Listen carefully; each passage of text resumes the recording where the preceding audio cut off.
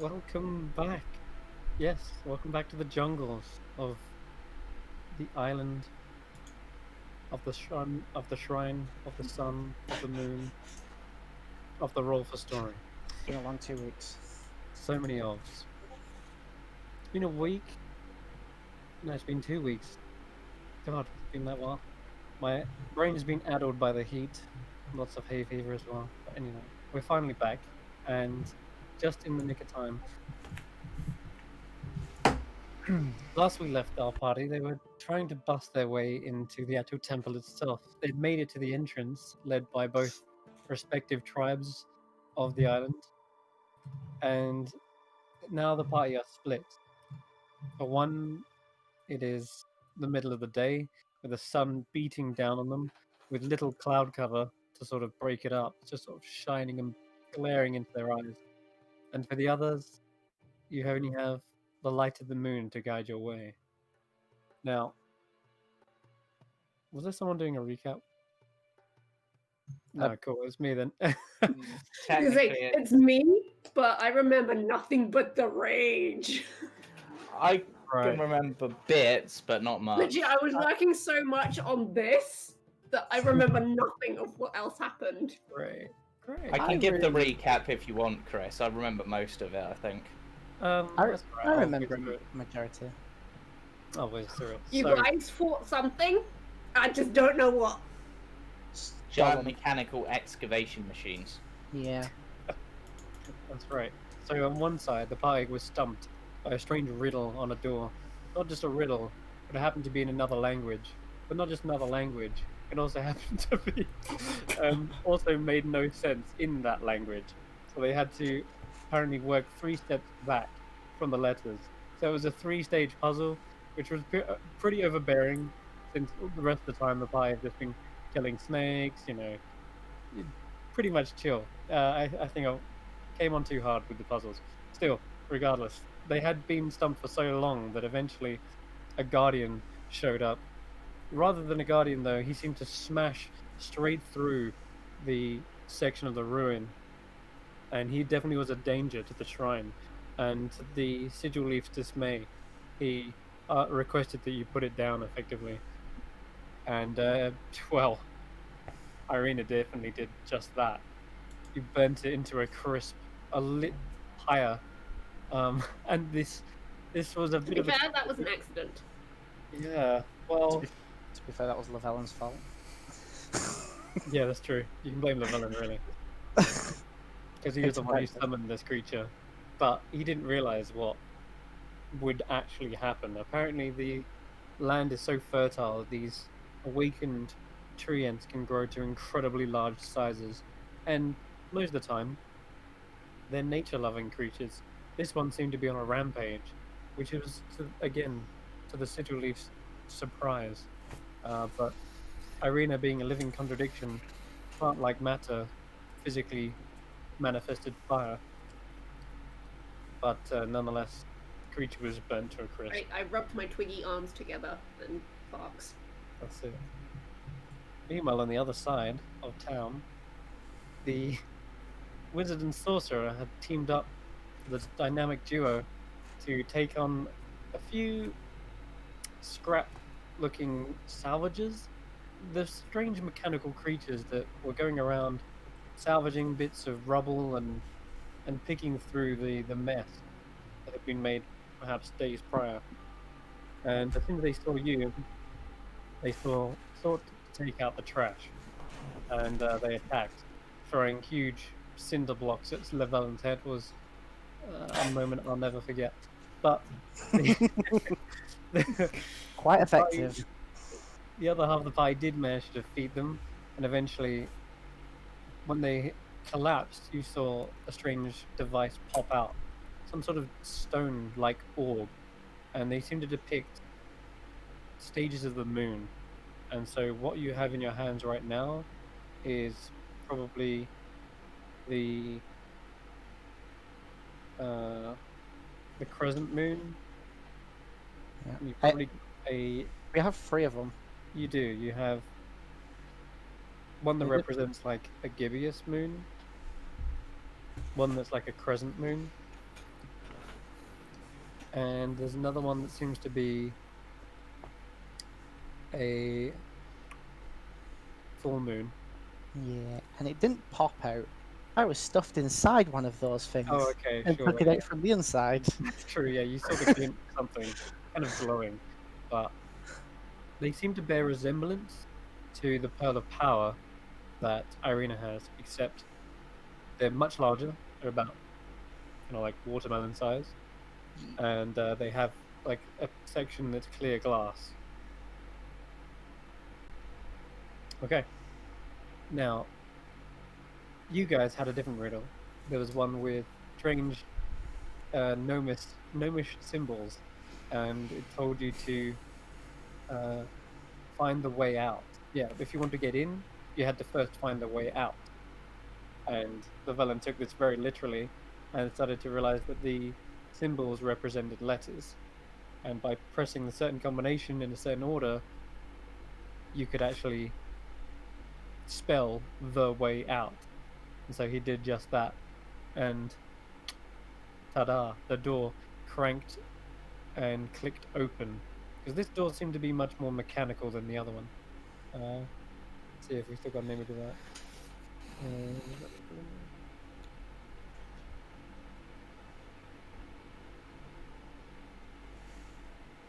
Can't remember which map it's on.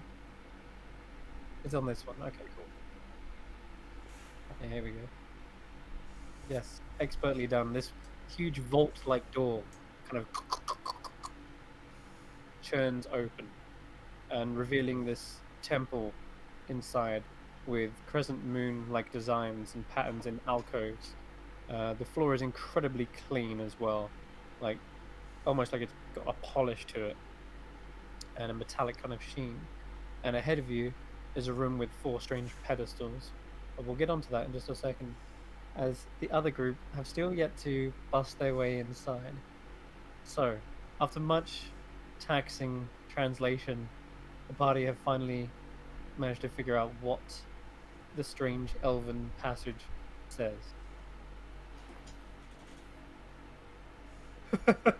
Oh my goodness, just looking at your notes. Alright. Like, I think I figured it out.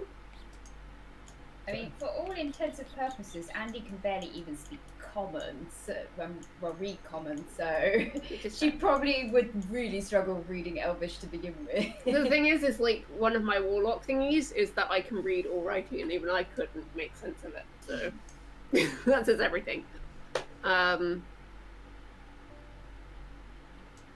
So I've Go on. So I've got one name commands infinite branches. So that's the translation. So therefore we have to give the name, which is Helios, because he's the one who commands them, right? Are you asking me, or are you asking... I'm asking the guys. Wait, what was the question one more time? Is Helios the name that commands infinite branches? Helios? Which is their name for their god. Like, I'll ask the tree sea leaf dude too, because he should know the answer to this. He, You know. he looks across to the door, and just as a quick description again, when you tried to step towards the door, you saw those hundreds of branches reached out, grasping a hold of it, clenching it tight, and creating this interlocking system of tree-like arms. And he looks back at you. And not... It is unclear. Seriously, how do you guys even get in the temple? We did not have these defenses last time. The way was open to us. Yes. But something has gone amiss. One name commands infinite branches. Sorry. But Helios does not give us orders. We are in reverence to Helios. He gives us light. He gives us guidance. But we are not commanded by him.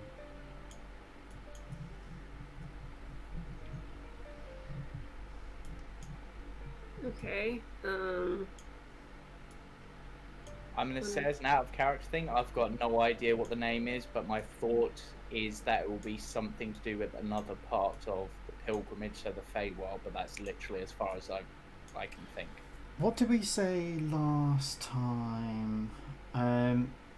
So I believe you thought Pelor.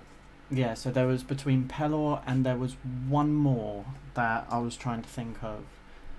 That was actually in here somewhere. The name you thought of was one of the primordials, I believe. Yeah. Which was like Anima or something like that, but I'm not sure. But I think by Chris's face, it's very far off. I personally, if I was to guess anything, I think it's that damn tree, which I don't have notes on. Where was it? Okay, so like, who does command the Sigil-Leaf? We have Helios. no leader. We are one. We are one voice. A democracy. A union of voices. But yet you There all is answer. no leader. And you remember very vividly that disturbingly during that ritual you took place, you know, there was perhaps a throne of some sort? And you had that vision, do you remember? Where there was perhaps these elves who were seeking guidance from a king or queen, and then their flesh was transformed into leaf and vine. Do you remember that? I'm not talking about my bum, am I? Do you remember that? Cool.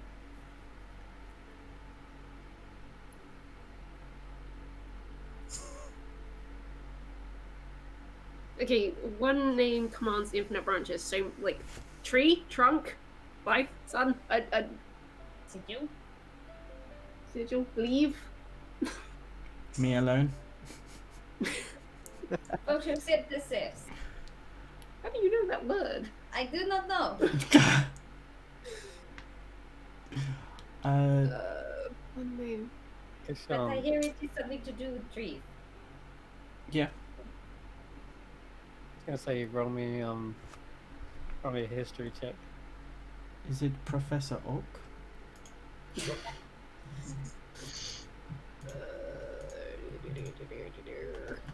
Sorry, history. Yeah. I'm good at those. Not bad, actually. Oh, wait, that's Irina. Oh, dear. You remember, so Kakan brought up the idea of a primordial-like creature that definitely seems to have more, like, a command over things, over the elements and such. A primordial creature would definitely have a literal command over elements. And you actually recognize the name Anima that Kishan has brought up. But he was less to do with branches and more to do with life itself, like the roiling chaos that is life. It's more like a chaotic element to life. How it kind of like strives and thrashes against, well, everything. But there's not much known on Anima, mostly because the time of its last awakening was a great time of catastrophe. Anima is, like I said, roiling chaos. Okay, can I search the Sigil-Leaf's backlog of knowledge for a name that relates? The Google version of Sigil Leaves. Okay, yeah, you can actually. That's Like, I'm going to use that like particular primordial name, and if it dings, I'm going to literally follow that thread sure. and see what pops up. Now, you've heard of other places where life is abundant, where life is uncontrolled and untamed, such as places like the Feywild. And you don't remember anima having a domain there, and you're reaching out to memories that are far deeper than what you normally possess. You're tapping into a history of eons, but anima doesn't seem to be ringing true as something that commands branches, like literally branches. But there are many fey creatures that do, ones that can manipulate them. I mean, it seems like they share a bond with that. Like you saw them already recreating druid-like spells. You remember Laffy also being able to sort of summon thorns and branches, and even uh, even shape trees and such. And you're trying to remember. Well, wait, you wouldn't remember Laffy, but the pie. I was like shaking my head like, no. Remember Laffy, but the pie does. Anyway, so there are definitely druids, and druids give reverence to certain fey creatures that can literally command branches. And I think I've given you enough clues here. If it's not ringing true, then I don't know what to say. I mean, my only thought is that perhaps it's the name of one of the archfey. But Queenuna. And that rings again in your mind, Irina, But then would it be? as you're delving deeper into what could command branches. A powerful creature like an archfey could do that. It's Pikachu! What was the name of that giant primordial that got summoned? What, the big boy who was holding up the world? The big boy. No. The huge tree that got summoned. Yeah, And then that was my thought as to what it was, but I don't have notes on that. I really didn't want to have to crack up the notebook. Hold on. It was summoned for the sake of tidal wave. Kachan, you were literally standing there. Standing. Yeah. Yeah, it was summoned for the sake of tidal wave, and that's where the little leaf got summoned. Yeah, but I don't know his What's it name. called? I can't remember his name. Big man, big tree, many arms, happy man. Oh god. Do I even have that? Groot. His name's Groot. Great. It's one of the things that feeds Greater Restoration on, wasn't it? I think oh god, it's that one. Yeah. I was thinking of a different one, but what the hell was it? Because we got like a fruit from it, a seed. Oh god damn it, Chris! You have so many things in here that I can't show on stream, but it's the only thing that I can resort to. Could it? Oh, See, Andy wouldn't know any of this. Well, I don't want to.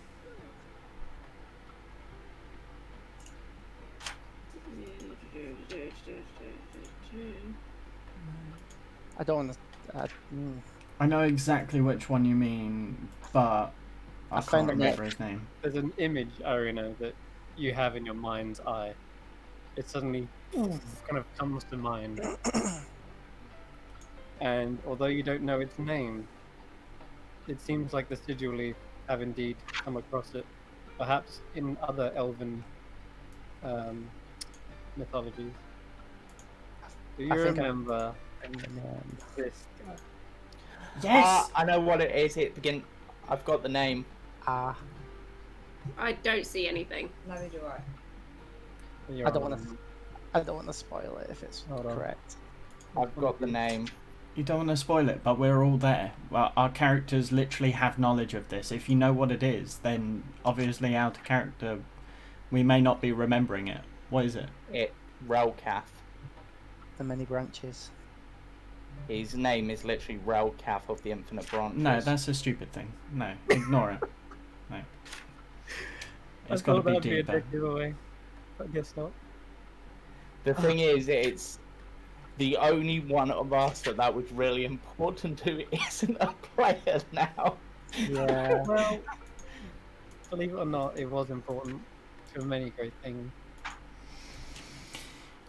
Oh, I know Yeah. this bloke. It's Rolcat, the infinite branch, the many man. How you come across Kev? I mean, Kishan. It has suddenly come to me. Role playing this out, then, Irina, you get an image of this in your mind. You can see it now, can't you? Okay. In her current state, I'm not sure how Irina would describe it, but she'd probably, like, obviously having foliage all over herself, she'd probably try to, like, pick up a few sticks and hold them up on her head and try to look menacing, and I don't know. What are you doing? And she's like, I don't know what it's called, but it's a big thing. And Kishan, as trying to replicate this. Yeah, I've literally just found it in my notes. There it is. Relcath. Yes. Yeah. That's a bit of a deep dive, but I thought the infinite branches thing would definitely spark some neurons. Irina doesn't. No, it doesn't matter. Out of character, Kishan. I mean, Cameron should have definitely known. Out of character, you should all know. But Kishan, and in and out of character, should have remembered. Yeah, my mind went along to a different tree, so. Yeah, you were thinking of the name guy, weren't you? The name. Yeah. One of the names. Yeah. That was Tarek because infinite branch of space time. That was one of my guesses. Well, that's a clever guess, but nonetheless, as Irina's trying to recreate this, you're suddenly remembering something that happened in the Feywild. You met an Archfey, and the name sort of comes back to you very slowly, perhaps over the course of what would that take? Half an hour? And then it suddenly clicked. That thing was literally called Relcath of the Infinite Branches. I've got. I get it now. You do? I think forearms, pointy head, treeman. Well, he had more arms in the. Many like, arms. He kept growing arms and arms and arms, and they just continuously grew. Well, I'm sorry, but I only have the two to demonstrate. It's perfectly fine. I can imagine you with infinite branches. So that was a interesting elemental. I can't actually remember what happened on that day, so that Kashan recalls what happened and the whole thing of healing it and anything else that happens. That's Relcath.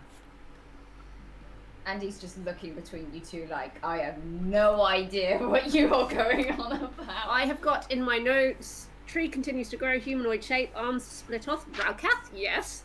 Relcath seems to want to meet tidal waves, sense tidal waves, some of his essence, tree sap, woken up from a nap, conquering something in your head, great forest, single maggot, blah blah blah blah blah. Relcath offers a sproutling, which then turned into what's the red flower thingy? Ripple.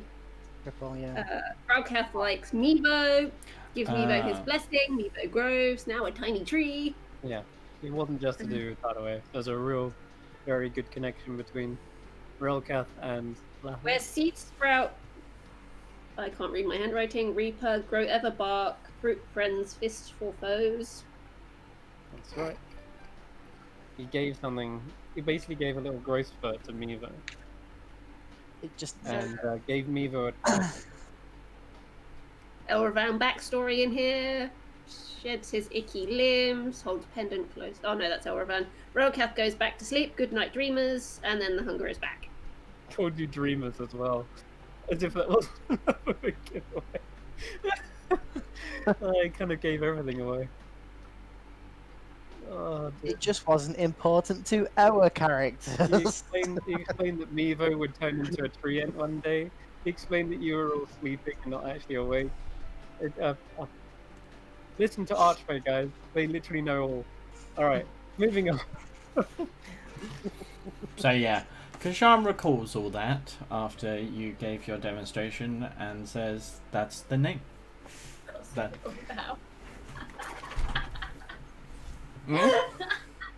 She's Just like angry scribbling over one note. I give up. Okay. You also remember, Kishan, that you're standing in front of stone tiles that have letters in Elven on them.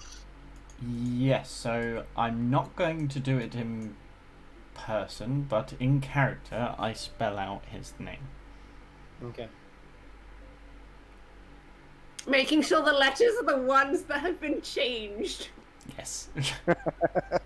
I'm doing Like obviously it that correctly. is it two steps backwards? 3 steps ahead? back. Yeah.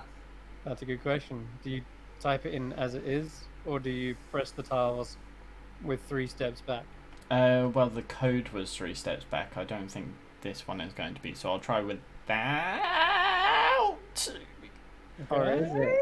You press them in, and I think- sure enough, the literal branches of Relkath guarding the way begin to pull and scrape across the wooden door, and you see them recede, and they kind of return back to tiny little twigs and just the actual wooden door frame itself as all the branches finally recede.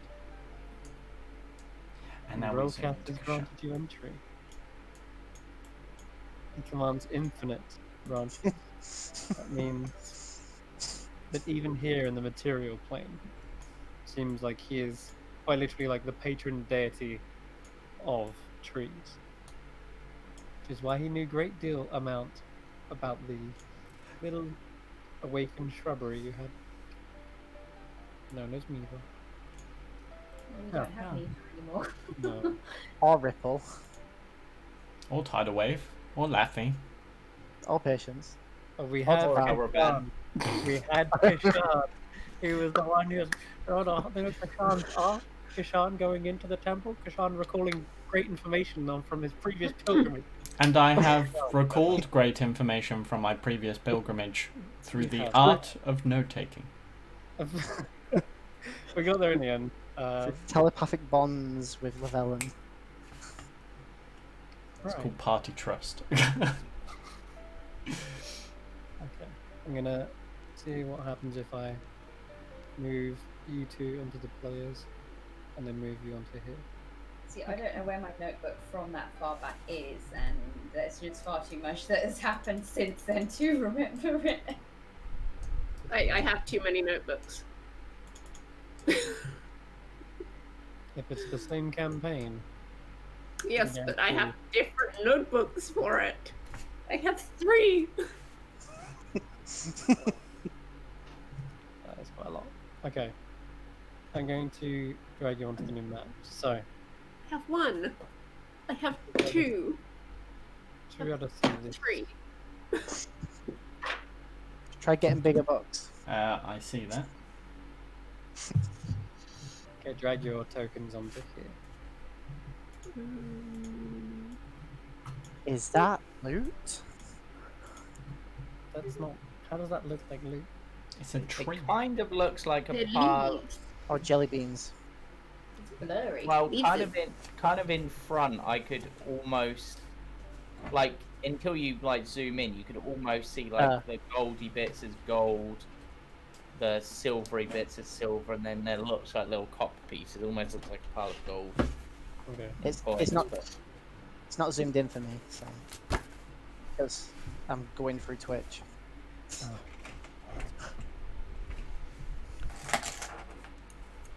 Okay.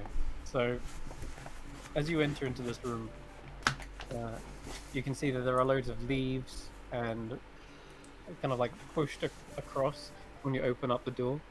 And sure enough, as you look around, there are all kinds of foliage within here, and it's got that kind of earthy, musty smell.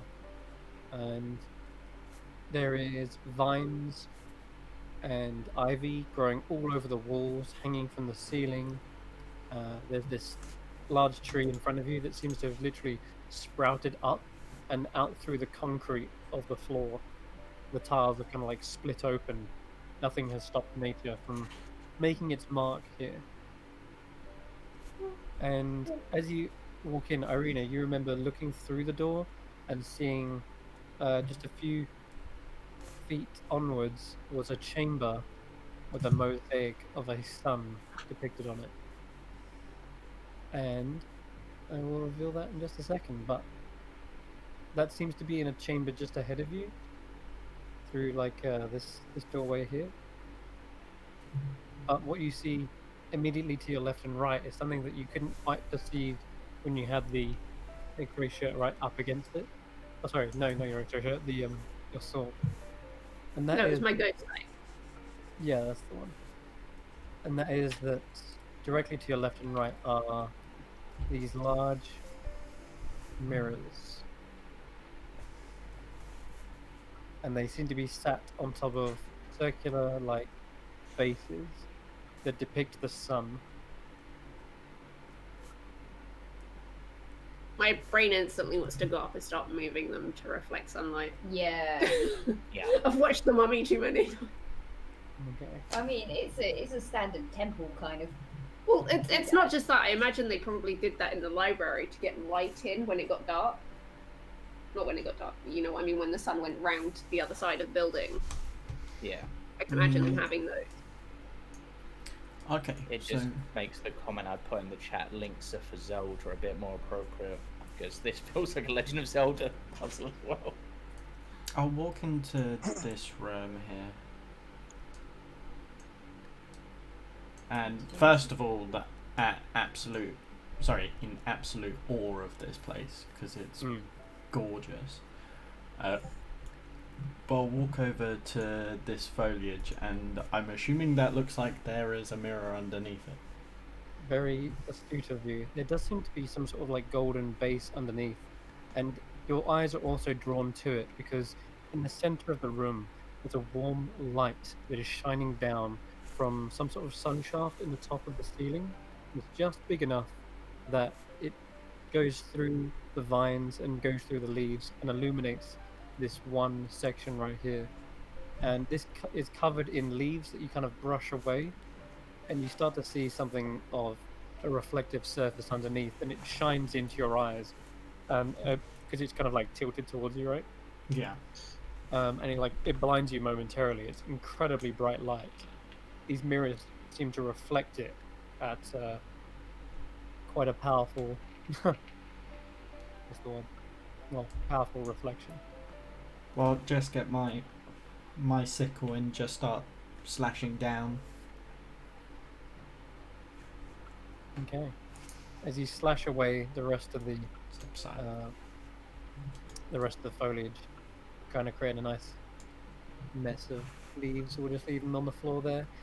You realize that this is a circular mirror that is aimed directly up to the ceiling at this point, but there are hinges on the left and right of the mirror that allows you to tip it so that it can face all the way downwards or face front ways. It's kind of got like 360 view in that case. Or rotation. Because there's only two hinges on one side. Oh, okay. Imagine it like this. Just like that, yeah. Okay. Hello. Okay. So I'll just go through all of these plinths, and I'll even shout across to Irina and Andy and just say, I think there's more to these mirrors. Help me take down the leaves from them. We need to remove the foliage. Okay. All right. Be careful as you do so. Don't pull the roots. Just gently maneuver them. You say that, and Nanny was literally about to just rip it out from the root. She flinches. She's like, ah. Okay. And you tear away the ivy on this one mirror. She's just kind of cringe. And also, Kishan, did you tilt the mirror so that it kind of faced you? Because at the moment it's facing upwards. No, I'm just going to kind of get the lay of it before I Gotcha. go All fully right. into So this. you go over to this one, and again, very shrewd of you. You do spot another smaller one here, and there's a lot of plant growing over it. So you're able to kind of lift and move some of it away. The vines don't hold this one in place. But you move this plant out of the way. Okay. So I'll kind of go to these two just systematically. Systematically. This one's a little bit more tangled up, but you can give me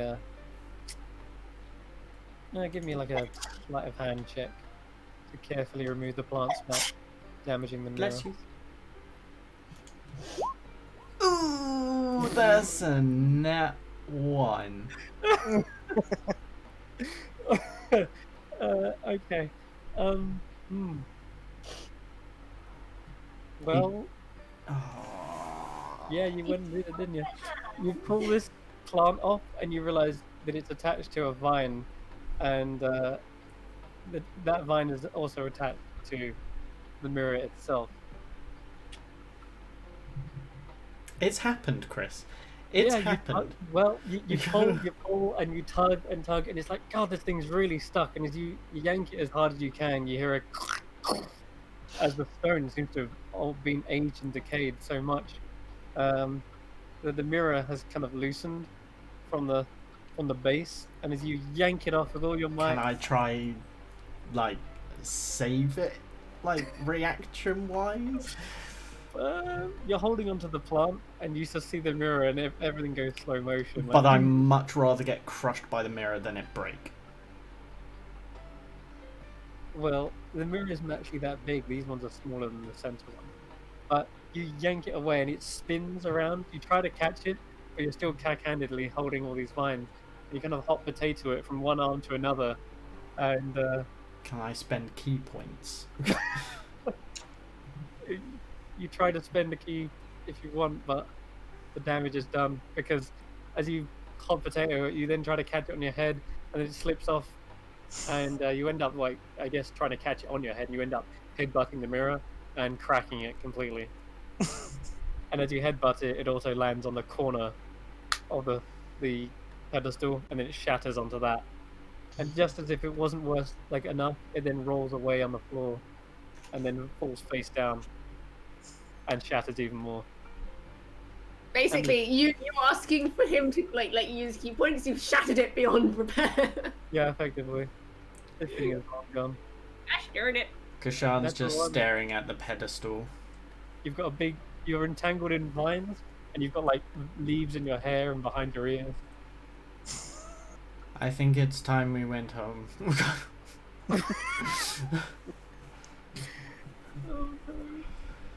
If only we had somebody who wore really shiny armor. Right, let's try and find an alternative. I mean, I'm technically in the other part of the temple. Because Sorry. my armor is shiny. Let me just add into my notes. Shiny-ish. I'm sorry, John. At least you've got something to reflect upon after the session.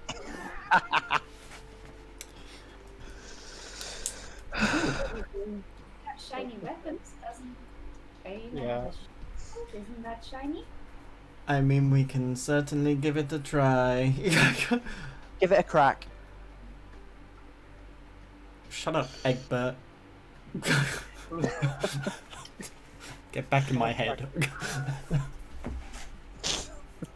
Let's just hope it's a smashing success. Oh, right. Keep coming. Try not to mirror that action. Oh my. Right, I'm going to go and just try and sort out the other ones and not fuck it up. Okay. These ones don't have all these tough lines on you. You just simply brush away some of them. And this mirror in particular looks like it has beautiful ornate carving all around the outside. All these kind of interwoven vines. And there's depictions of the suns, like suns within that mirror's frame.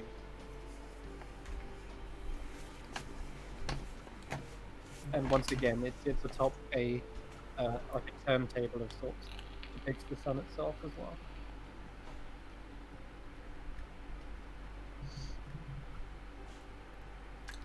What kind of weapon? Oh, You sorry. move this one as well. Yeah, all of them. All of them. Okay. What kind of sword does Andy have? A short sword. Short sword, damn. It could potentially work. It's got two daggers. Two daggers, short sword, and a short bow. Okay. I was just thinking if it was like a scimitar with like a really fat end. Yeah, can you really see her carrying around something that's probably the size of her leg? Well, you never know.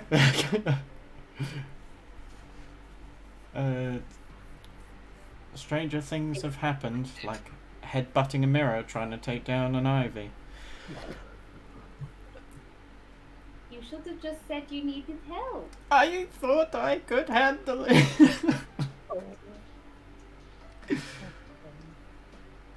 God damn it.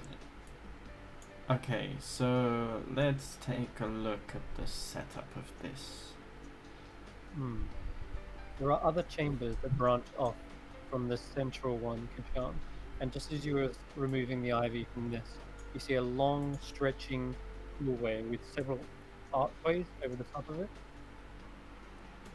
Okay, would I have seen anything from where I was stood? Yeah, you see all the way down. And it seems to lead off into, well, another chamber beyond. And there's also smaller chambers to the left and right of that corridor as well. Okay. Have you found anything on your side? There we go. Yeah, it looks like Irina's found another chamber that loops around, and you see this beautiful stone archway, and there's a tangle of vines and roots down here, and Irina and Andy both discover more mirrors. So these ones look a little bit different. They have statues of humanoids, perhaps elves, but they're kind of slightly decayed and crumbled away, but they still seem sturdy enough to be able to hold a huge round mirror up. There you go. And at this point, I just remembered something completely that I forgot. His sigil name leaf. was Relcath. No. The sigil leaf turns to you guys as he's entered in. You guys have already kind of gone off ahead. But at this point, the sigil leaf approaches you guys as a collection and says, I'm afraid that this point onwards, I can only allow those who have performed the ritual of one to enter into the shrine.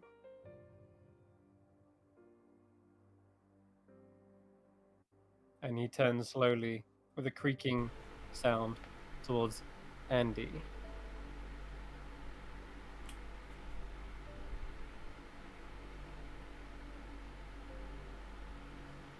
I mean, Yeah, Steph was doing stuff, so yeah, we knew.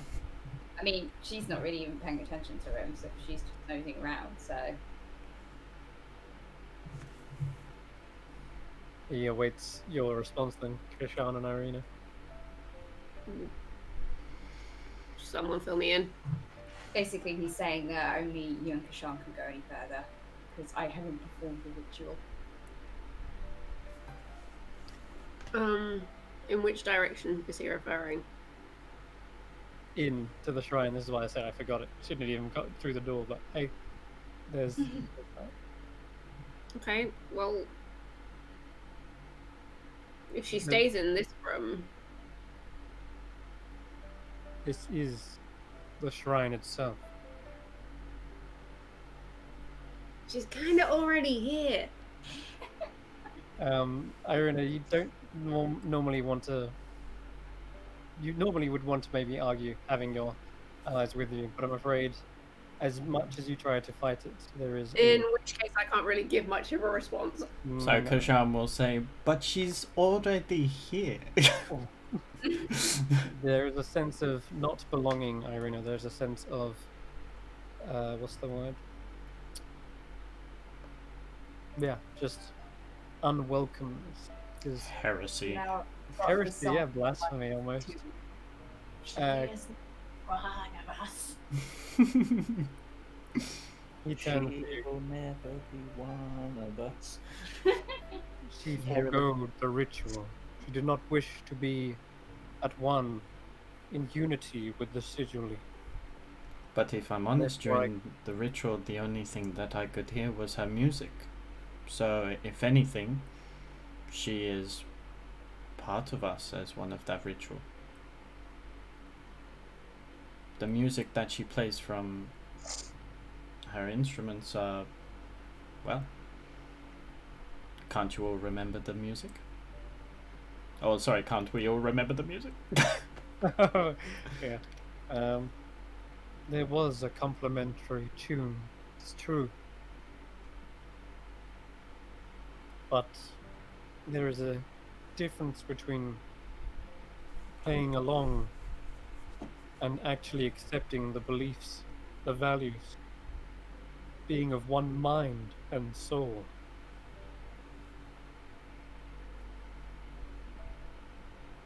But you can make a persuasion check nonetheless for sure. Would it help if I played the tune from around the corner? If you are listening in on this. I thought you said you weren't paying attention to him.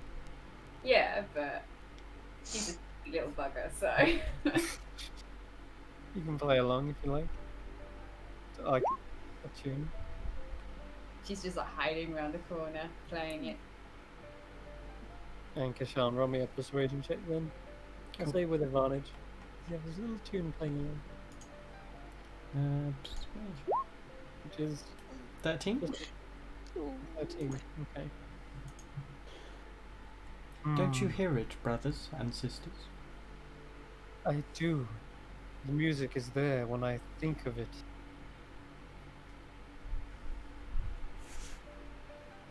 Hmm. It is one of us.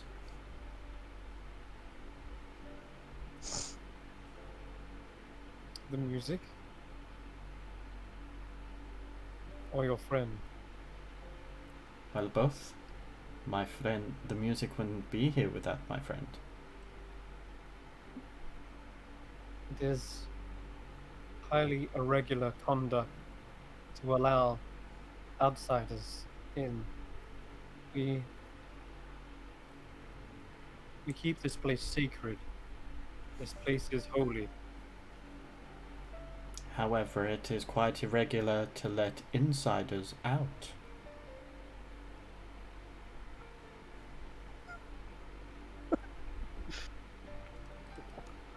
Hivemind.exe has stopped responding.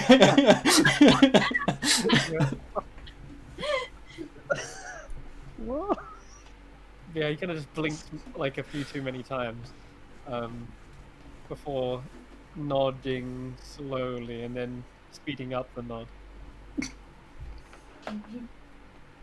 Be wary. Do not wish for any more mirrors to be smashed.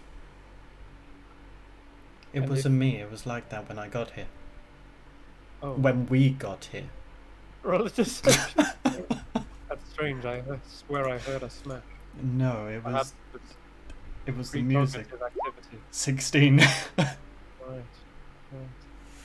Maybe there's some wrong in insight. Music and she'll hit a jingle play to sound like a smash. There you Okay, hold on. go. Where do I put him?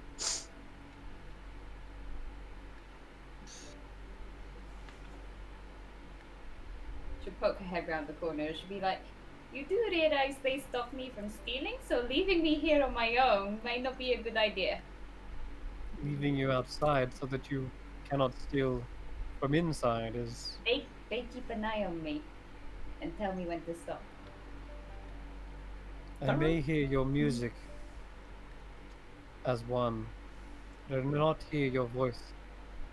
And for as long as you are not of one mind, I cannot trust you. Yeah, and I cannot trust you, but You cannot trust us. He's still trying to find that insight. No, I'm just trying to find. Is that your character sheet? That's a good point. She holds up the violin. It is made of wood, which is, part of trees, part of the one, and I make music on it. Oh, there he is. Okay, he's just gonna roll an insight check. Real quick on the deception check. Yes! Damn. Says, it's a shame then that something has shattered the glass. So it must have been quite a strong force to knock it off its pedestal, but I'm sure we can manage. Life will find a way. As for you, Andy, I will be accompanying you. I will be a guiding hand. I do not like the sound of that. Seems to shoulder you effectively, and or shadow you. And so wherever you go, Andy, I'm going to say that he's watching and behind you on every step of the way. It may be a nuisance, but it's better than the compromise. It's a better compromise than being thrown out. Just a quick question. How long does that charm effect last for, Andy? Charm effect? The one that you put on me during like the first initial. It's gone. Oh, long gone. Oh, okay, cool. Yeah, I took it off you, didn't I? So you don't have the feeling to steal anything anymore. I was gonna say I don't think I could lift up these mirrors that are made of gold and stuff. Okay. See you try. Yes. Okay, so there's a lot more. No steal, only smash. North side. Okay, Kashan, as you walk in another chamber ahead of you, and there are more statues of elves with mirrors on them, and there seems to be a wooden door on the far end, dirty oak-looking thing. There are leaves kind of dotted around the ground, and there's a strange kind of earthy smell again, like there's soil somewhere here, but you can't see it. It's probably where the ground's cracked up, and like trees are like literally breaking through the ground. Okay, and last but not least is just this place down. Yeah. Okay. You see a huge archway, and below it, there's all these tangled vines hanging and drooping. There are like roots entangled around one of the pillars in a spiral all the way to the floor. And there is a beautiful yellow tree that seems to have sprouted out of like the wall itself.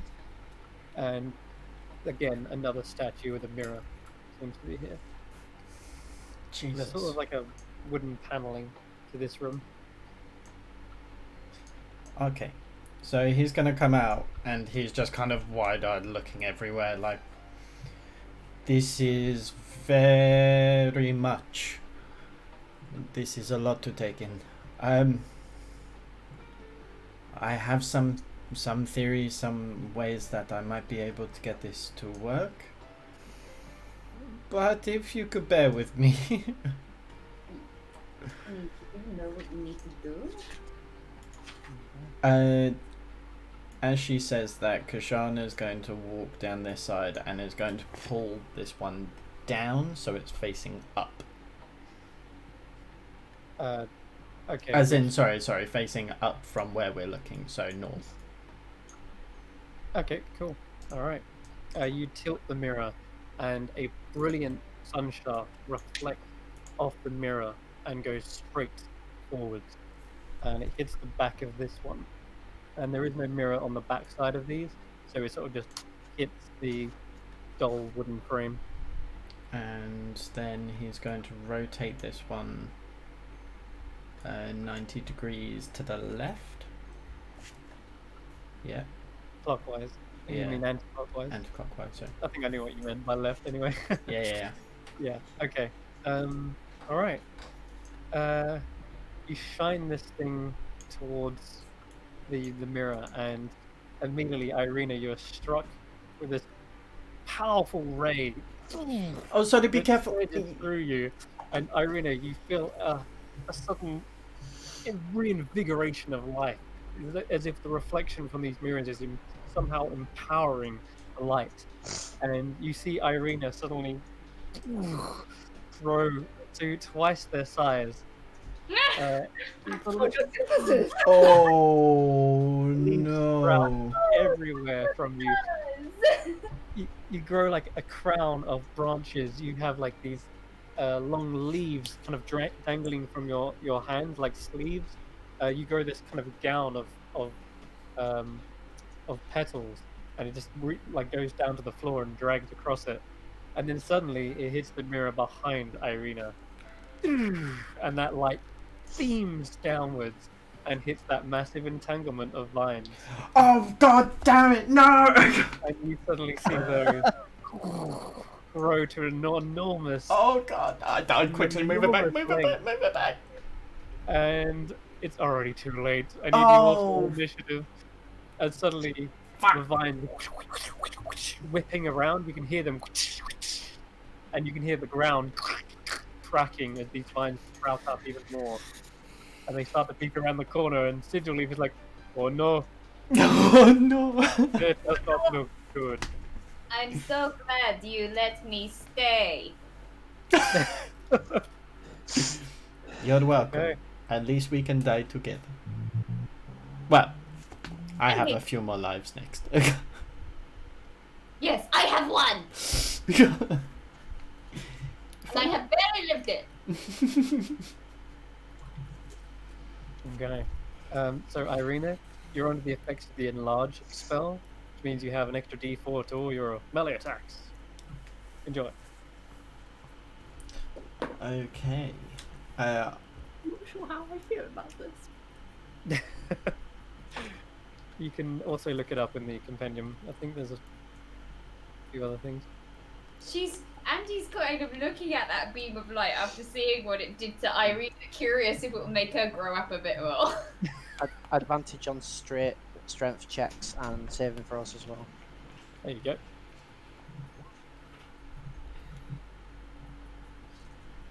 So, sorry, say that again. What does it do? Advantage on strength saving throws and strength checks. Also, Okay. you have advantage on initiative as well, because photosynthesis. You And a- are and a under the enlarge spell. And a And D4 to your attacks. That's just a passive that I forgot to mention, is whenever you're in direct sunlight, you have advantage on like initiative checks. So you're quicker to react. So you can roll again and see what you get. Let's take a D8. Initiative is terrible. Let's take a D8. Okay, cool. Alright. Andy, you're the first to react because you probably just walked past that small section. And now you see whipping vines with sharp like spikes all across them. Thorny weeds have tangled together to create this mass. Well, first of all, she's going to use her bow and just hit Kashan on the back of the head for being a bit of an idiot there. I didn't know. But yeah.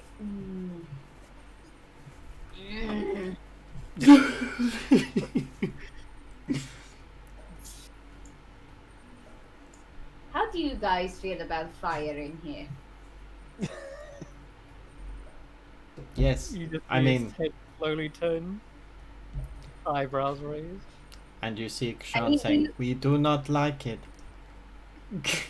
Irina looks very conflicted. So do you want this creature here or not? It is nothing like I have seen before, and I do not hear its voice within the weft and weave of our one unity. The wef. The weft, yes, The whiff. weave. The woof. Is Right. this is a troubled creature. It is creating discord.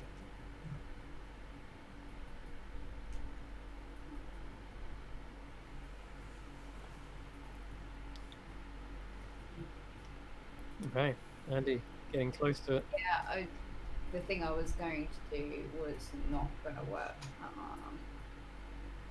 So, clouded daggers it is. Until I can get a little bit closer. Cool. If you go to spells, you should be able to find something that you can drag on. Really? Okay. Pew, pew, Yeah. pew, pew, pew. Have a little look for it. It's at the top. I mean, on the actual tabs. The Yeah, gem. yeah, I Oh, found yeah, it. there it goes. Oh, look at it. I was just casting the spell, so. Tiny and cute. But that's how big it is actually in the spell. So yeah, you see this sort of celestial nebula appear and start swirling around on the actual creature, cutting up the vines, and let's have a look. How she's a desert girl and everything she does is galaxy themed. Seems Hell so. yeah. It's because you can see the stars in the desert. There's no pollution. That's true. Star Do Galaxy. you want to just click the spell into the chat for us? So we can Yeah. have the spell card up. No, Yeah. Chris, Star Guardian, Oh, wait. Andy. That's not going to work, is it? It's only doing the damage. That's alright, I'll just put that myself. You'll do what now? Is it Star Guardian, Andy? Okay. There we go. So it was 7 instead. That's cool. 7. Alright. So you fill the air with spinning stars in a cube 5 foot. So a creature takes 44 when it enters the spell for the first area in a turn. Okay, that's now. Alright.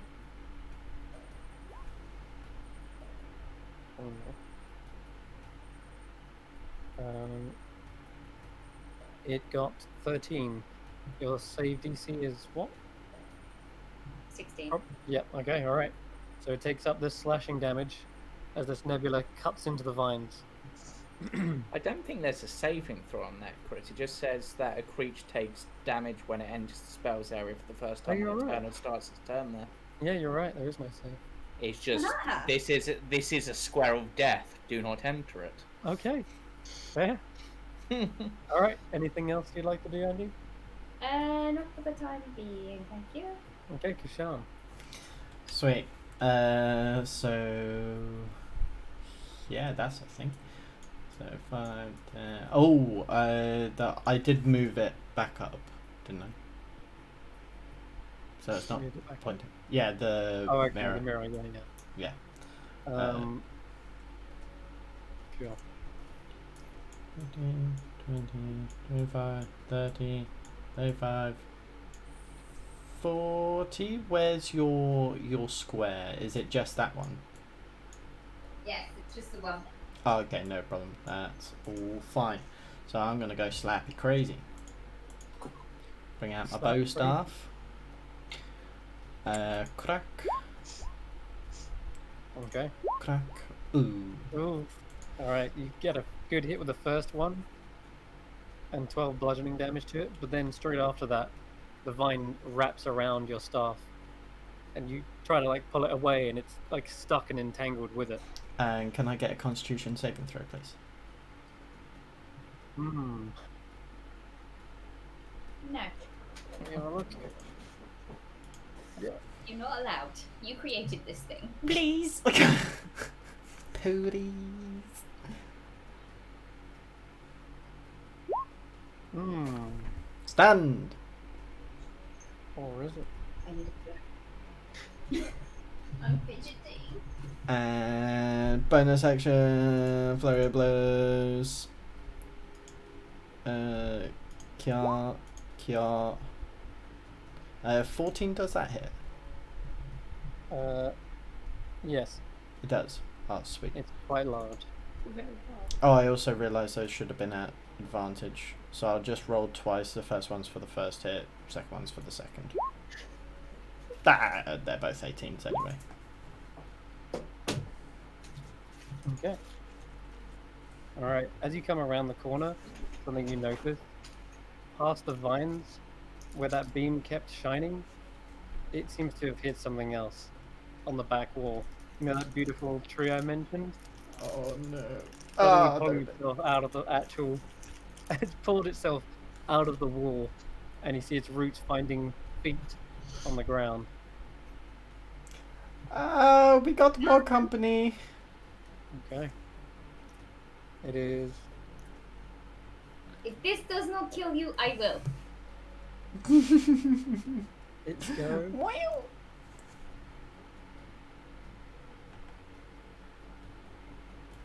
Creature that takes body enters the spell's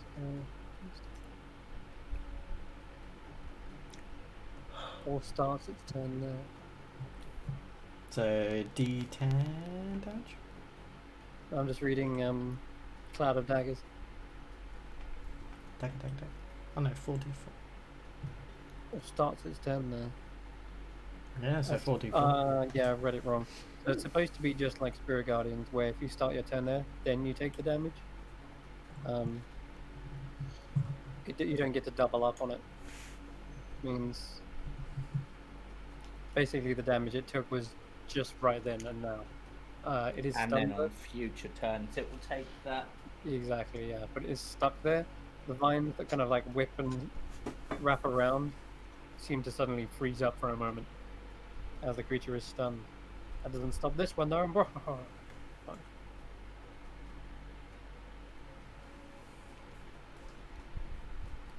Okay. The other creature surges forward. You see its branches like brushing across the mirrors. They don't seem to break them or anything, but it's coming straight for you. And it gets to about there. And ends its turn. Okay. Oh wait, has it got reach? It does, but not enough. Okay, cool. Irina's go. Okay. Well. How big is this mirror in the middle? It's a large section of the mirror. Large. It's like 10 foot by 10 foot. And that one? 10 foot by 10 foot.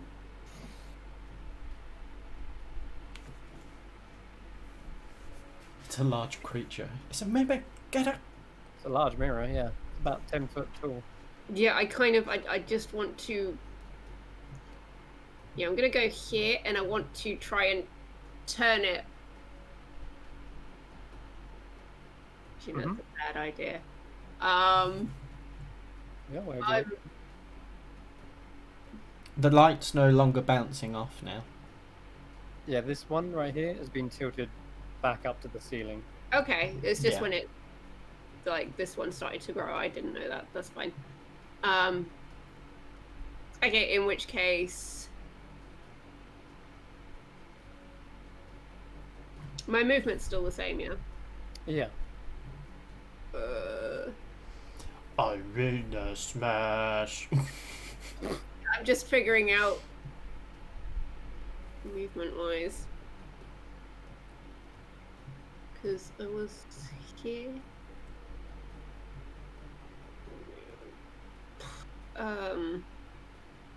She's so big now, I don't know what square she's actually on. All of them.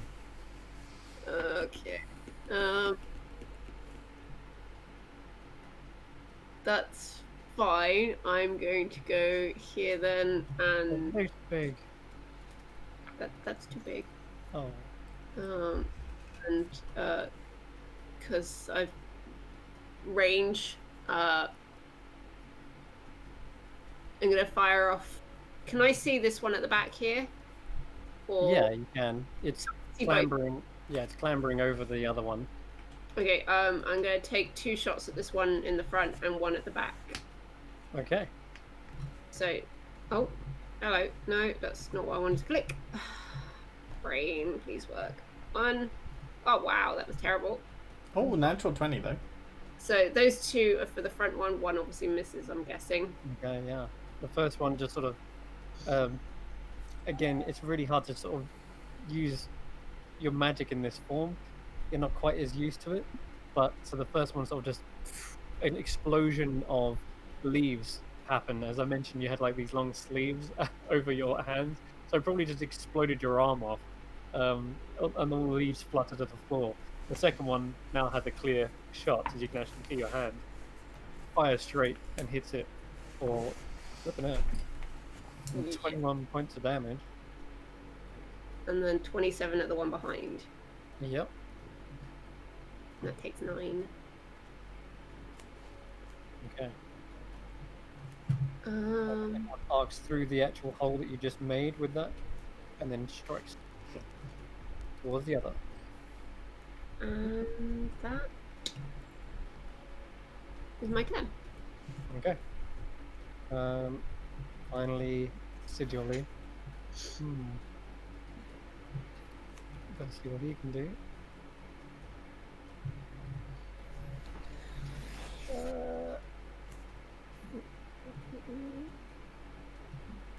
Yeah, sure. He will come around the corner and cast Fairy Fire on them. Just like here.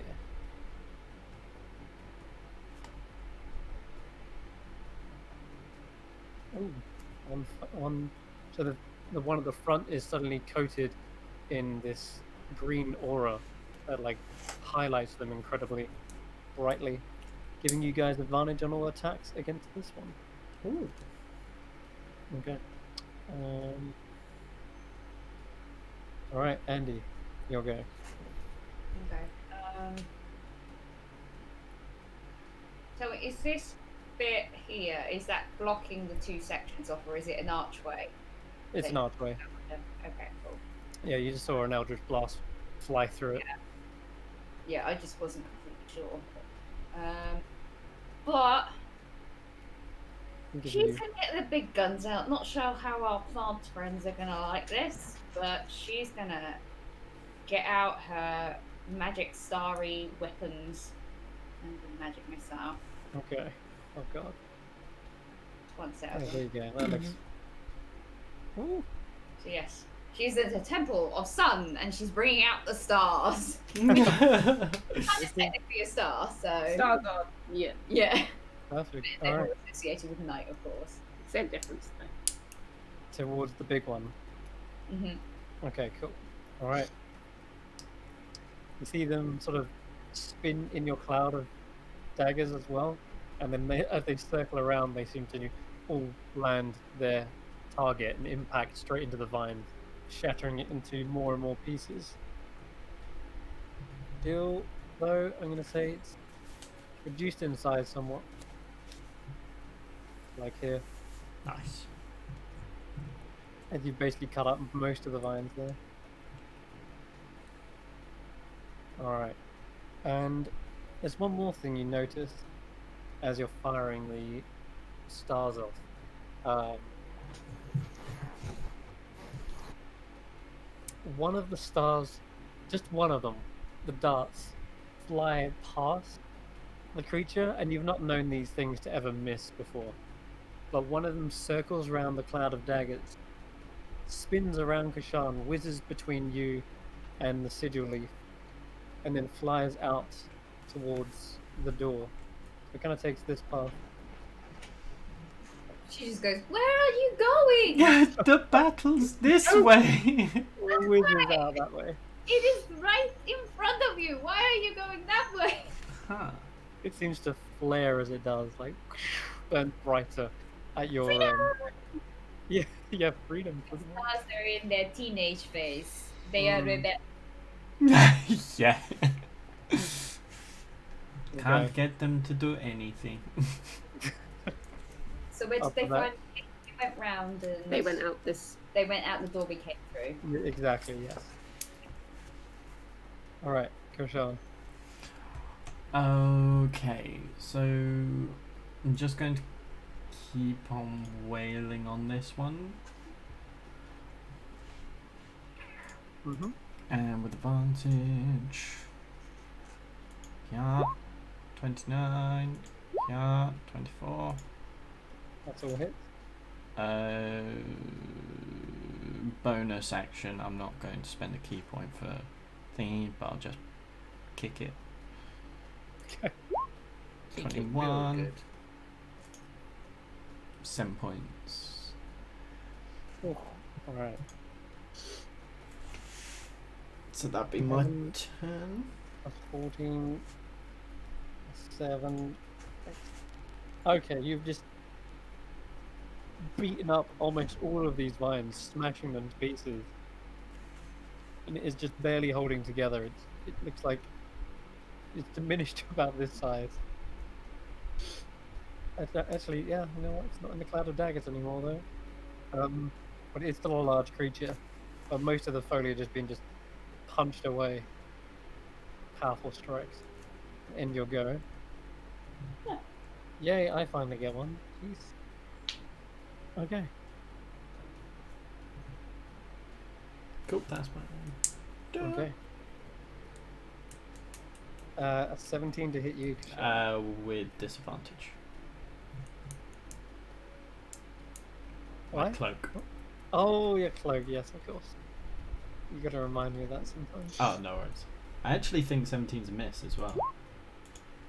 17's your AC, by the way. 17 is my AC. There you go. All right. Heck. So whips out, and it does seem to slice into your blur, just your displacement for just a moment. But there are so many of these entangling vines that it's hard not to miss you in this corner. You are constricted, and you take. I'm kind of confused how the monk in your other game has an 18 AC as a monk. High wisdom. I didn't get that. Could Shut you up, try Siri. again? Pipe down. Scared the crap out of me.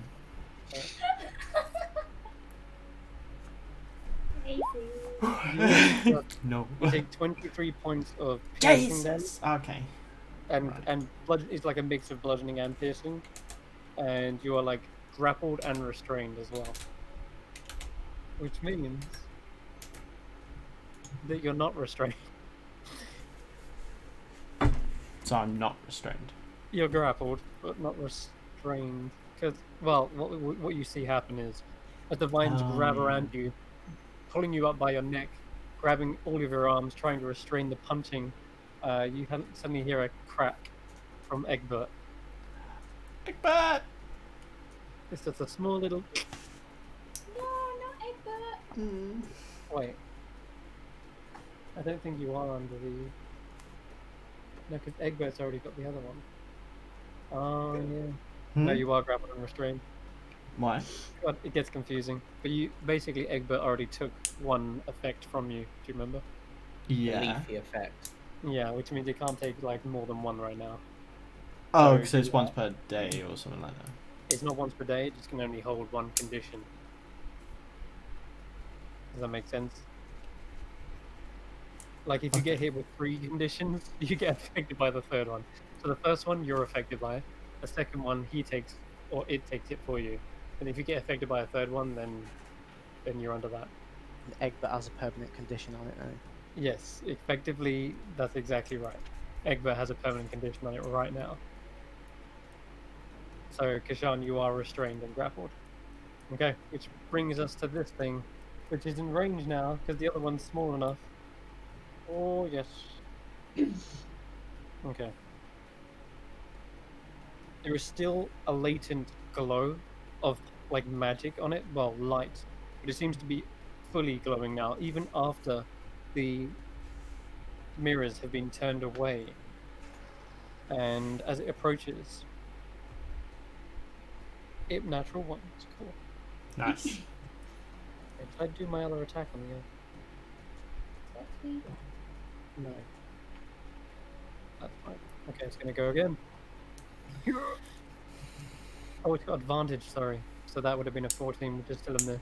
Nope. And then the second strike is 22. Yeah, that hits. Okay, alright, that one hits. Okay.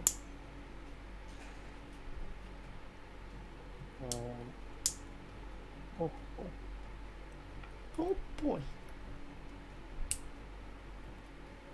This one chunks quite hard. You take 20 points of bludgeoning damage. And, to your surprise, there is suddenly a burst of radiant light that also shines out from the branches. Every little leaf, every sort of crack in the bark suddenly bursts open, and you take 9 points of radiant damage as well. which you've never seen before. Radiant damage from a tree. Yeah, so these things just half hit me. Yep, Irina, you're up. Ow. Okay. This thing is getting smaller and smaller. Yeah, but Kashan is also grappled by it, so I need to be careful about what I choose to do at this point. Dang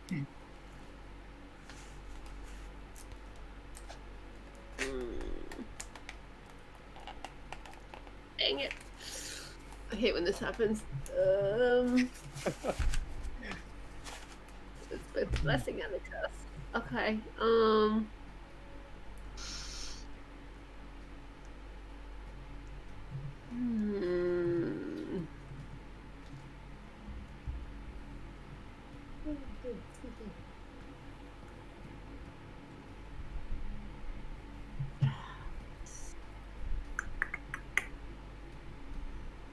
I have two options, and neither of them are very good right now.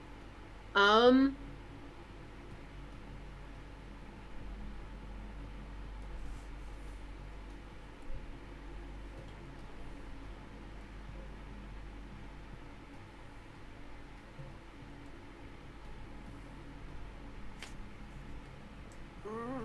don't know what to do.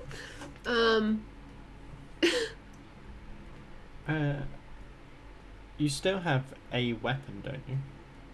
Yes.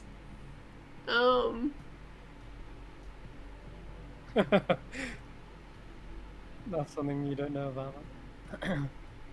But yeah, we will need an action.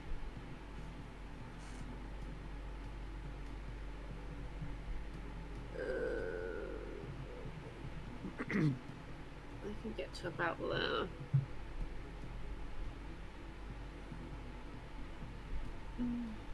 Alright, so you run underneath the It says that my weapon's enlarged too. Does that mean I have reach? I think normally large creatures have reach. If your weapon is enlarged as well, then yeah, I'll say sure. Sweet. Okay, I'm gonna... Oh god, this could end badly. I can't... Okay, I know I get 2 attacks, but I'm gonna pop him once. Okay. And Alright, I'll regret. take that. It's advantage, right, with this guy at the front? It He's is, yeah. very... It is verified, yeah. That's a 26. hit.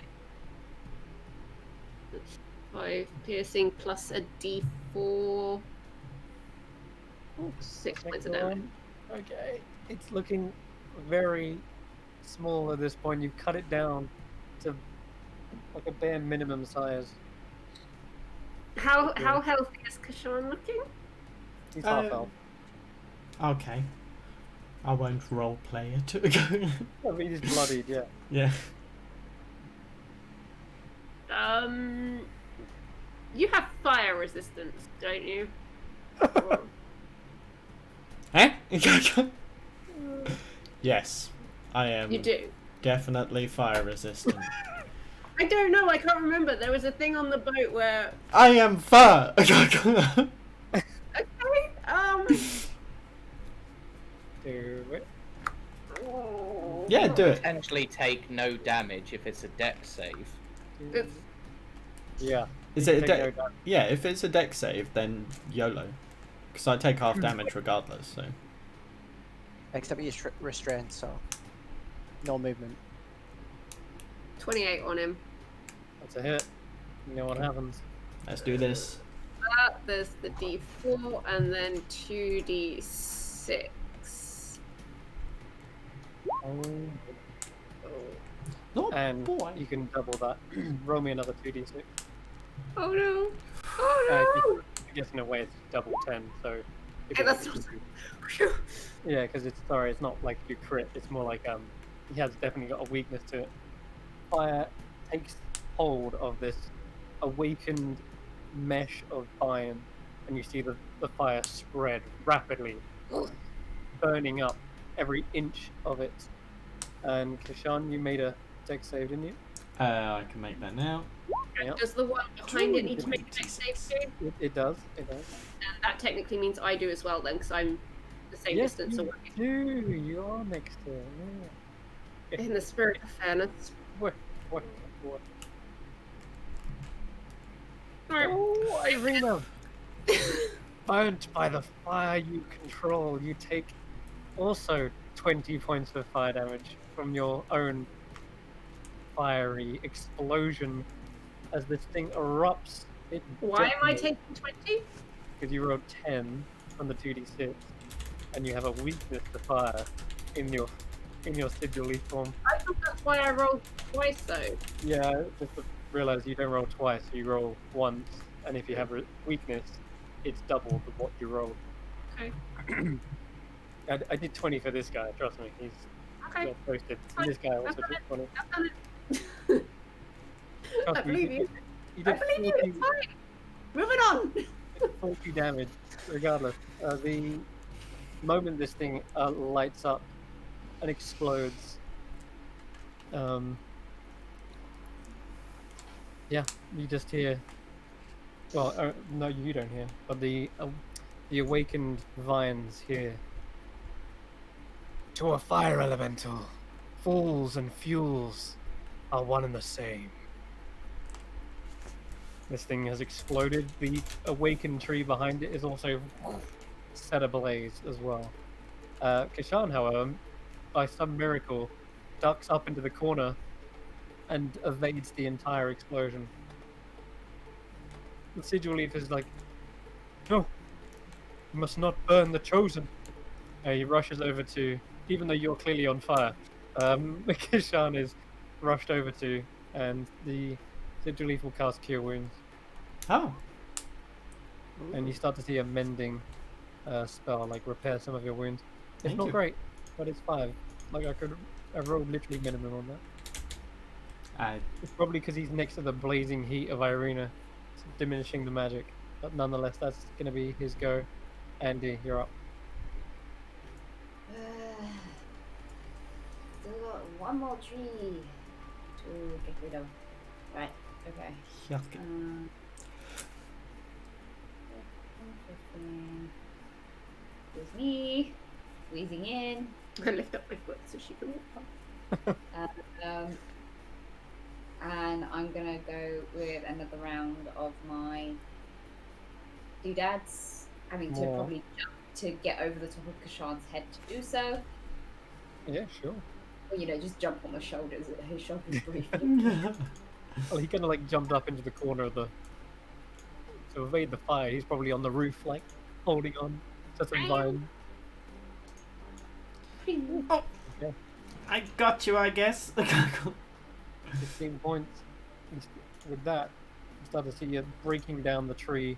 Its enormous trunk is slightly diminished to about this size. Does And you another start to one see. go wild? Sorry? Does another one go wild as well? Stars. Why? Yeah, out of all Oh, the yes, another one spins around and again flies out through this door afterwards. Okay. And it stops for a moment as well. It sort of whizzes around your head, hovers there, and then flies out. And it's going to be Kashan's going. Okay. So I'll run up to that one as well and give it the old pat pat pat. Sure.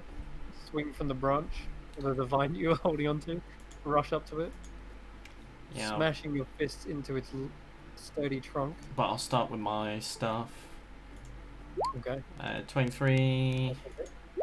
and 19. Hit. And then I'll go in with a low kick. Kia, Oh, 14. it is a hit again. Sweet. That's 12 points. It's a lot.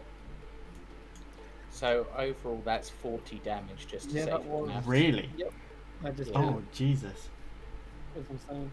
Okay, so smashing log and branch, your fists and staff make this thing look like it is brittle wood, like rotted wood, even though you just saw it awaken. Every time you snap a branch as well, you see this kind of light within the actual bark itself start to dim slower and slower, as if the light is slowly fading from it. It has got one turn before it goes down, though. Okay. Yep. Okay. It's going to turn to you again. You've got your Yeah, it's displacement back disadvantage up. again. Yeah, and you're no longer Grapple. restrained either, so that's a miss. Yeah. Regardless, if you rolled disadvantage in the second attack, is also a miss. All right, the displacement cloak active again, shrouded in this kind of blur, and both the branches getting smaller and smaller, and like are trying to slash at you and finding no target. Back to Irina. Finish it. See Sean turn around with kitty eyes. Like, you're always in the way. I'm sorry, I wanted to punch things. Okay.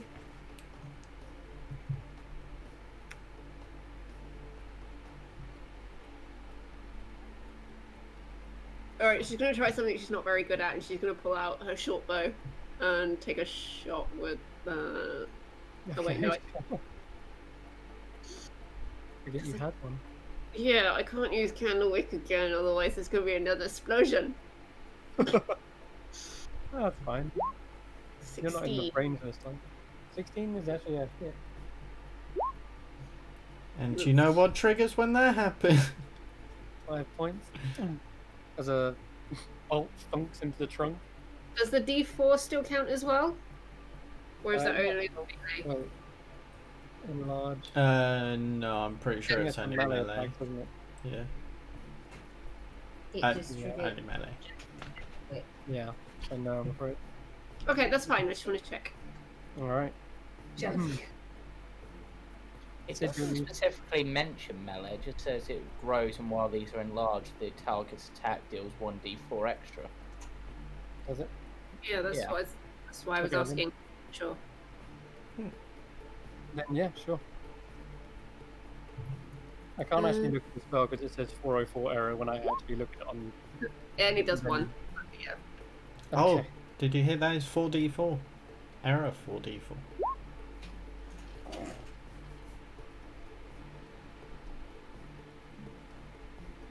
Okay, an extra one. Yeah, just as an extra one. Okay. Alright.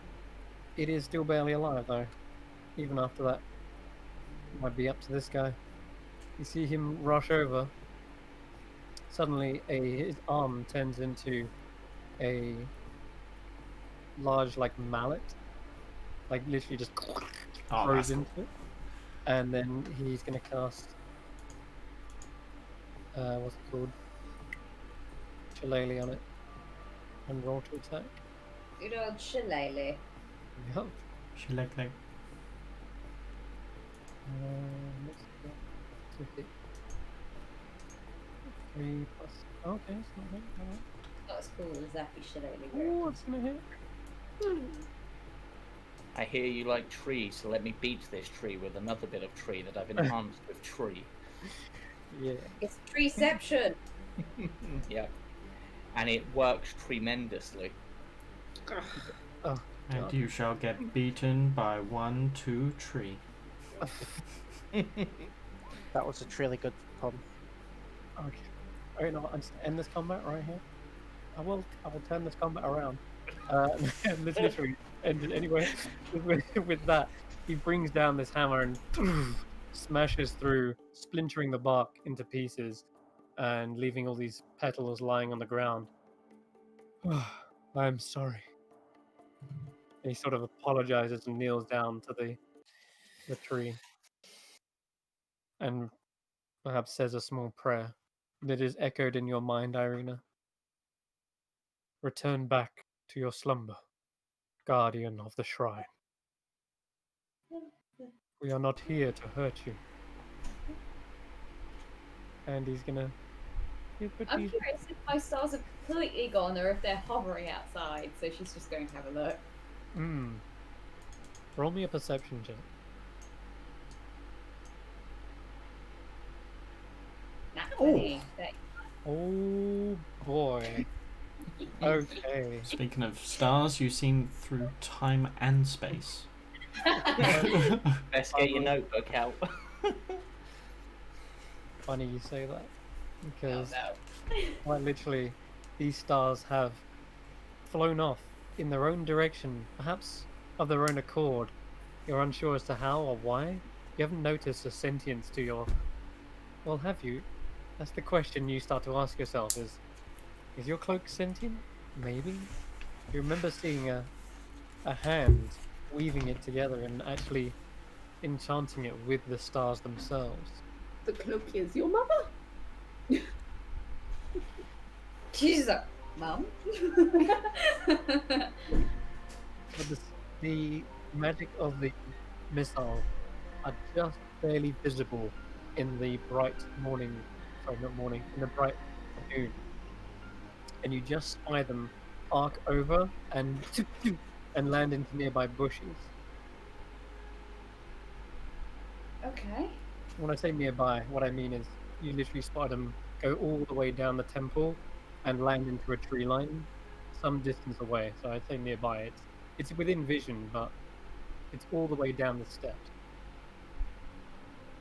Ooh, now she's kind of torn because she really should stay with the other two, but she wants to see where they've gone. And they arc down such that they kind of like land from top down. So they like hit the ground almost. Really should stay with the others.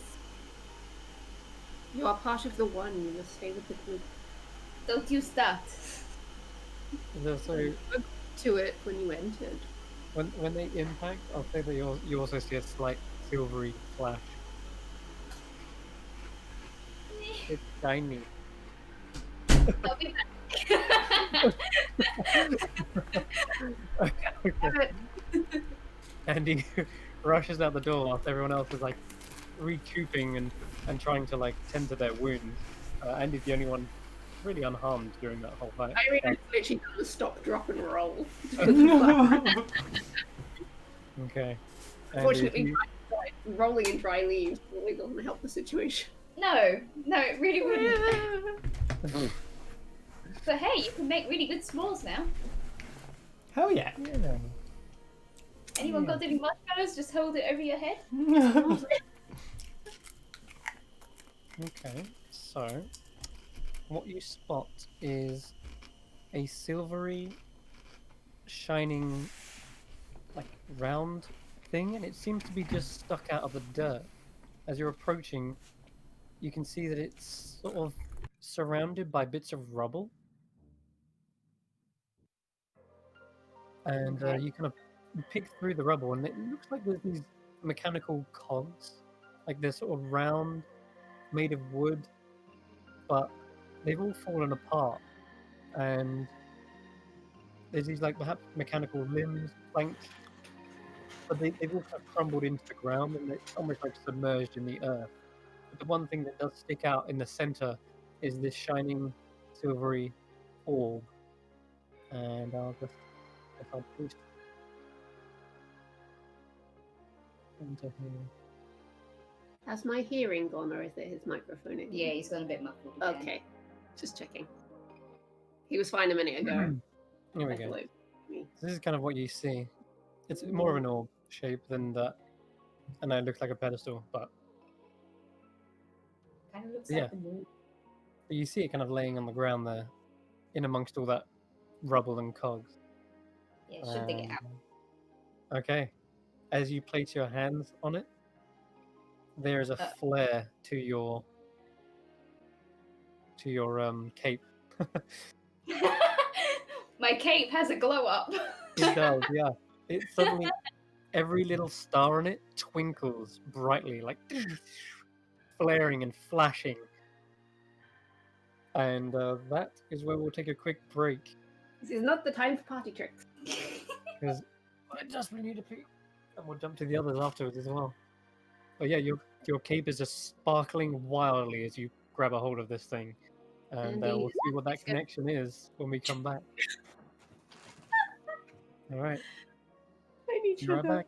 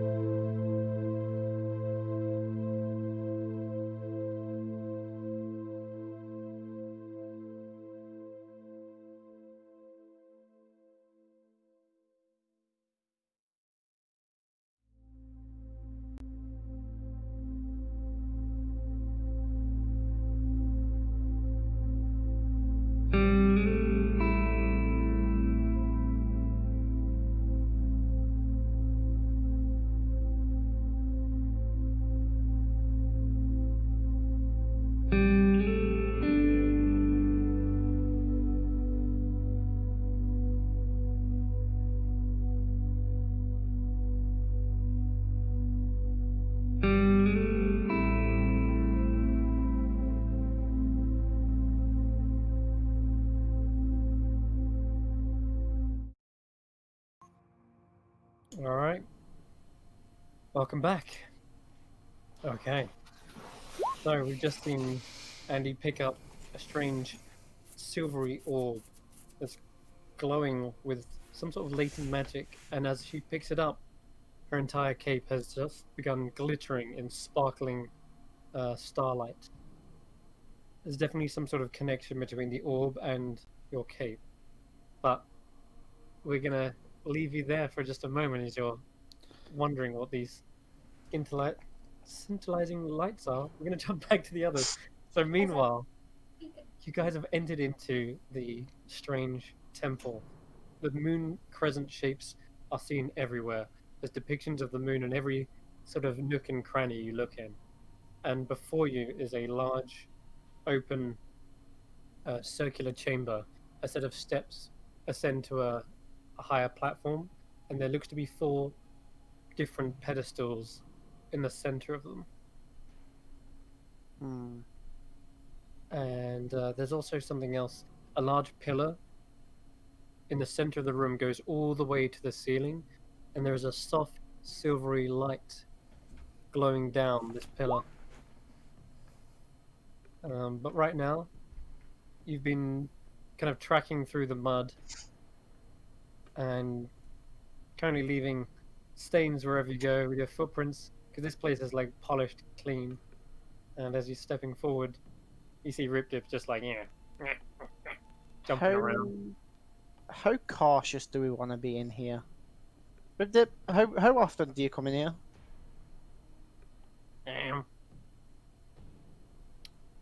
Every moon cycle. And whenever we want to get some more rusties. Right. You say every moon cycle.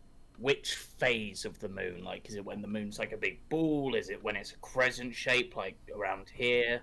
The full moon, of course, is when we are called to this place. Thought we feel so. a call. We feel a summoning. Gravity of sorts, perhaps. Yeah, that word. Those things outside, do you ever come across them inside here? Sometimes. Maybe we should be cautious then. Well, I think if there's a giant robotic digging machine in here, it would stand out quite a bit.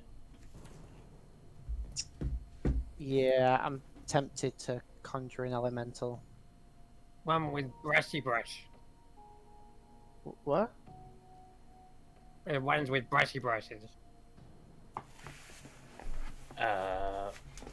You mean they're like painters, artist ones? I think he means because you're making a mess on the floor. Rip Dip looks at the camera. Cleaners? Yeah, I'm gonna spend a minute to conjure an elemental. How long does it take? A minute. Okay, and what elemental are you summoning? Of course, I'm going to summon. Bernice? I don't know. Should I? It's up to you. I feel like I've been neglecting Sunan. He doesn't like me. let's try and gain his faith. Let's summon Sunan. I mean, a water elemental's sort of appropriate. They're affected by moon cycles and stuff, so... Yeah, and they're like mechanical. Maybe it'll rust them or something. Alright. I'll drag him out. Yeah, let's go with Sunan. And whilst he's spending the minute to do that, I'm going to have a further look around this room to see what I can see. Roll a perception check. A perception check. Oh, God. It's not my best. I'm not a very wise cleric.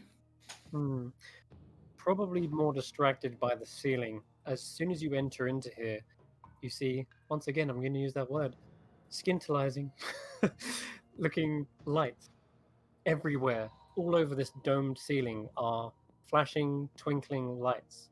And they look like they make up an entire, like, star-lit sky.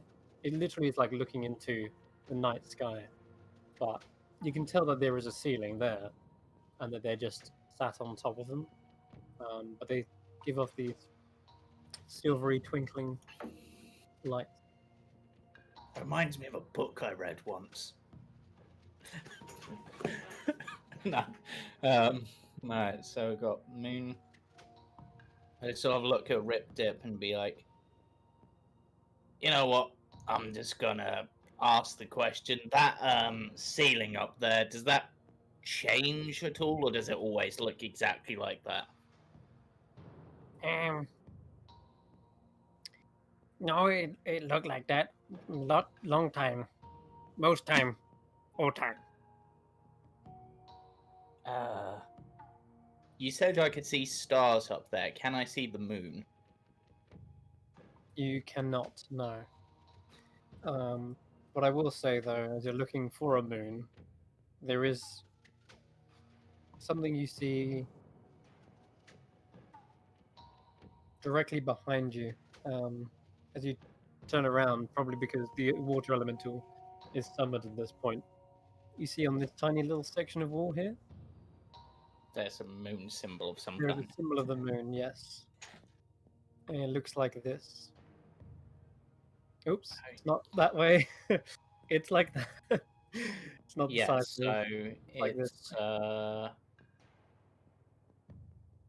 waxing or waning, I think is the right term. Like, no, You see, not gibbous, it's... Riptide speaks up and goes, "Gibbon! It's a gibbon moon. Well, waxing or waning also works, but it depends on which way it's facing. It's a monkey moon."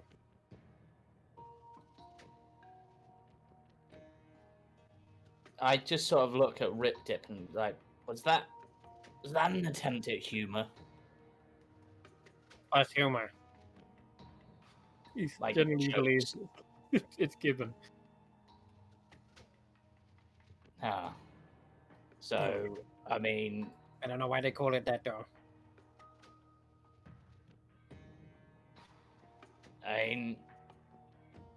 Isn't... This is just me confirming. Isn't gibbous where it's like almost full, but there's like a little sliver that's not? That's right. Oh wait, yeah, you might be right. It's the opposite of that, isn't it? So I think this is technically a waxing crescent moon. Okay, gotcha. I think. Yeah, I'll go with that. Rip Dip's got it Alright. wrong. Clearly, he's not very smart. Rip Dip, I think this is an anti-gibbon. Like it's a opposite of a gibbon, which I Oh. suppose would be a... A gorilla? Yeah, let's go with that. Let's go for gorilla. The gorilla moon. Okay. Right. Now you- looking about, yeah, I sort of see the water element. I'm like, right. Yeah, you see it summoning, and it comes out of the air. It's like you pull the moisture in the air together, and suddenly, and you've also got the orb as well, which you can see is like thrumming, and finally emptied into like a dull kind of color. And then you see him sort of swirl into place, look over his shoulder, giving Llewellyn this look. I am still not free, am I?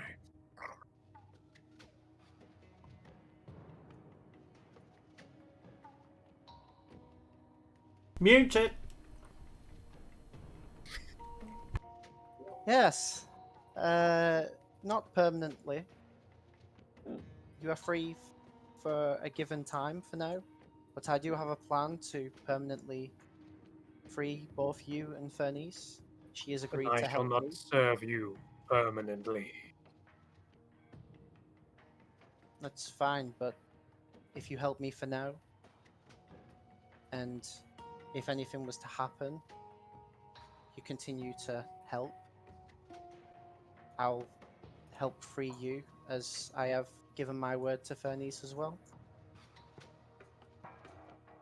He looks around. I don't like this place. Neither do I. That's why I summoned you to help. It seems we're coming across beings, constructs of cogs, and I was hoping you could log them up if we come across any more. It says it just lets out a sigh, as if being told to do a chore, and it pushes on forward. This doorway here, which is kind of like a 5-foot gap, you see is formed to sort of like wash together and push through it into that space. Carrier stares at the water element for a moment and goes, I've always wanted to try this. And he's going to try to shape water to just make a little pattern appear on its arm, just to see if it works. Stop You playing make with elementals. You make it like a different color. Yeah.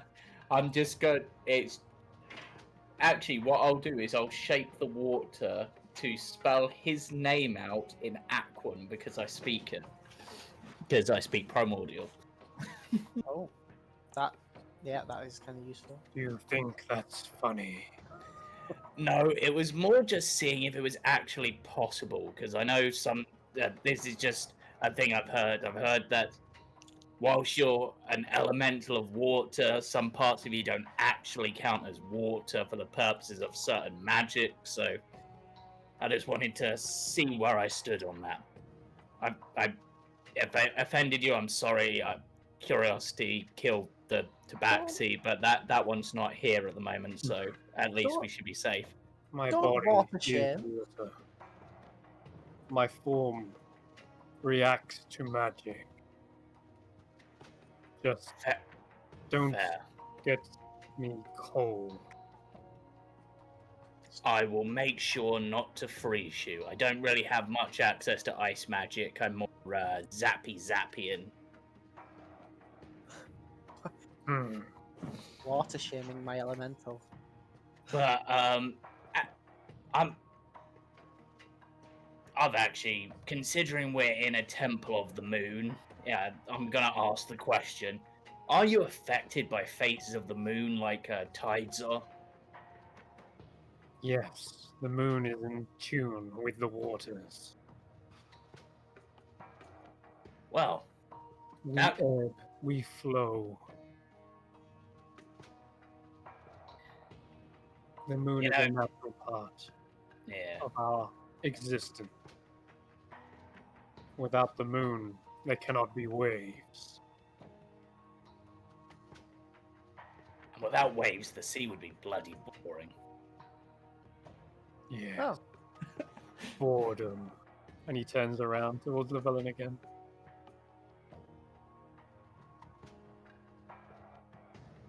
yeah, we're Waters are not meant to be still, Llewellyn. They are free.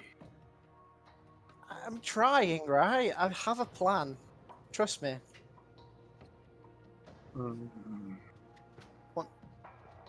Before we leave this island, I intend to try and free both of yous. Alright, As empty a promise as that orb you are holding. The orb is an empty promise? Never mind. I think he meant that your promise was empty and the orb's empty, so... Oh. Yeah.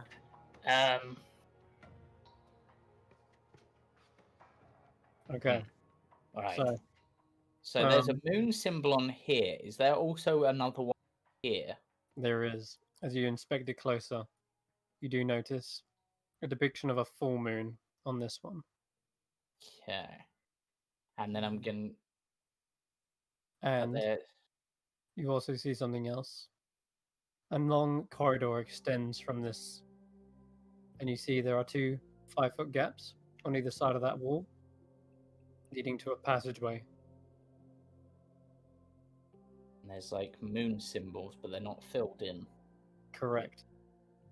But we do have There the are orbs. indeed dim symbols on the floor, not lit up like the other ones that were giving off this kind of slight reflection of a silvery hue. So,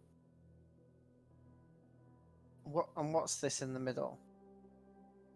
As you come closer to the middle section, you see that there is some sort of pillar that extends from the ceiling to the floor. and it's a kind of rectangular column, and each side of this column has some sort of like tube sticking out of it that's pointing directly at one of the pedestals in that cross sort of formation. And at the end of each tube is kind of like a small glass bulb. Does the tube look like it could fit one of those orbs in? Your orb that you're holding is too large to fit in. The watermelon ones, you're saying? The ones with the moons in. The orbs that you found on those constructs. Yeah. Yeah, they're too small to fit in there. But as you look across to the pedestals, they're about the right size to fit on those. On them. Okay. Yeah. So, do you think, Carius, that we could put the correct orb onto the correct pedestal? Hmm. How many orbs do we have? But we only have 3, Yeah, and there's 4. so we need to find another orb? I really hope it's not the one that Irina has. That'd be awkward. Andy. As you're contemplating needing a 4th orb, you look across the way where these bulbs are. Just one more note about the bulb is there does seem to be something inside of the glass, but it's dull and grey. It looks like a small, tiny pearl, like similar to one Irina did have. Smash the But- bulbs! But the bulbs are not lit, not like giving off a silvery glow. Well, So as you're looking across the way, there is those set of stairs that lead up to a platform. On this platform, there is a large construct that's been standing perfectly still within the shadows. And it's still perfectly still, but your eyes are drawn to it, and you suddenly like kind of caught off guard as you realize there's something lurking in the shadows there. But your dark vision is 60 foot, right? So yeah, Yeah. about this point when you get close enough to see it, and in the dimness of that pedestal, you see this huge metallic golem standing there. Its arms are like massive cogs. Its head is kind of like this open, it's like open top kind of thing. It's almost got like a hole in the top of its head. But you can see its arms look like they weigh a ton each. do you think it'll activate if we go near it, or if we start putting the orbs onto the pedestals? Well, that's a damn good question. Rip Dip, Eh? Go near it. when you've been here before, This thing don't move.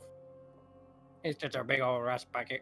have you gone any further into the temple than this, or is it as far as you guys have gone? Oh yes, we go in, find the rusties. We go down there. We go up there. So, Can I incite him? Yeah, sure. I feel like he's like totally bullshitting us. so if I look down here, I just see a corridor, right? Yeah. Keeps on going, yeah. Wait.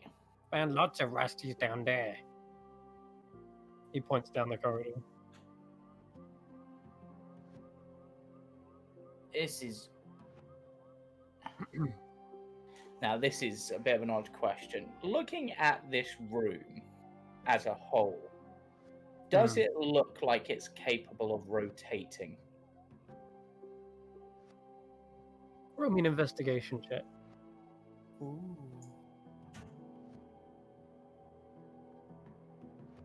Do you say that out loud though? Yes, I do say that out loud. Like, maybe moon phases.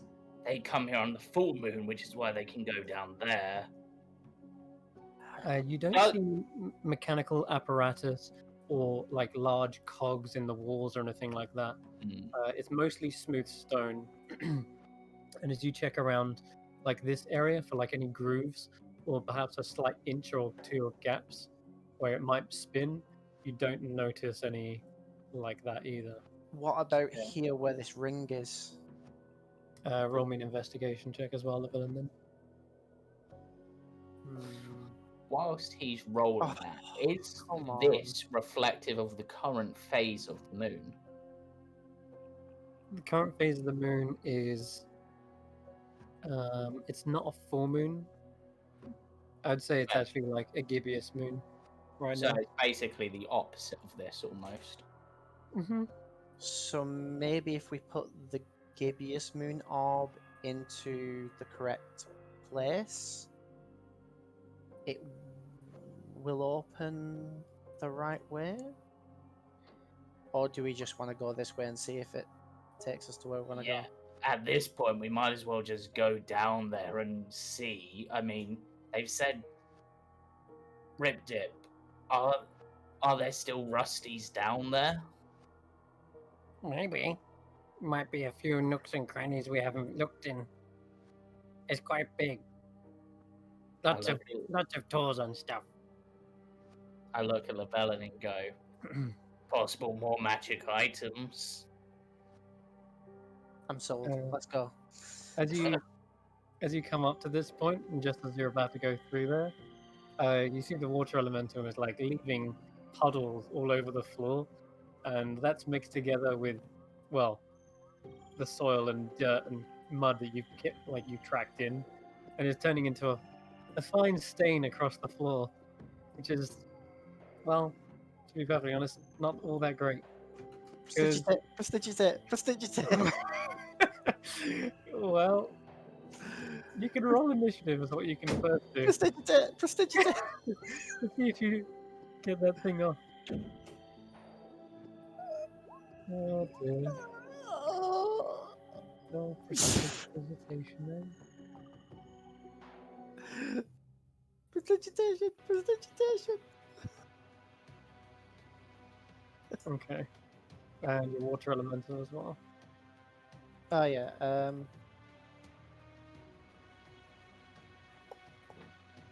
Water elemental. In the distance, you start to hear a getting louder and louder and louder. Let me guess, the brushy brush is Rip Dip. Uh-oh. Won't let me roll initiative on it. Brushy brush incoming. Did you not click the guy? No, the button's not there for them for some reason. No, it's on the actual page. It's like that. Bam. No, well, it won't let me do that. It's not there for me. Okay. Yeah, there's no initiative thing. I don't think I've got full control of it yet. Do you know? Maybe. No. How do you normally bring it up again? You should have full control. You just shift double click it. Ah, shift double click. Yep. Okay, that's much better. Yeah. Okay. Alright. So, in the distance, you all hear it. Rip Dip's actually up first and he goes, "Oh, brushy is incoming." He quickly rushes up to here and ducks down. He's going to use his hide action. Quick! Hide! Hide! And Llewellyn, it's your go.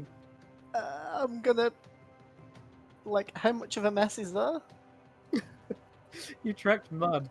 Like, literally everywhere. Right. Oh, crap. Okay, I'm gonna prestigitate my feet and the area going in, and then duck our way as far as we can over here. 5, 10. Okay. Wait, where's the sound like it's coming from? Coming from the corridor. Oh, that corridor. Yeah, I guess 5, 10, I'll say that you do see it coming. Because 50. if you get to there, you see this. It sounds like a car wash coming down the corridor towards you. This thing is on all fours, or it looks like it has like multiple legs, perhaps 6 legs, and each leg is a Look over huge there, it's like brush-like device. There's a glow of light at the front of this creature, and suddenly, as you show yourself there, it rears up its front legs like a tarantula, but instead of pointy, spiky legs, you see huge brushes. Yeah, I'm gonna try and hide up here, Okay.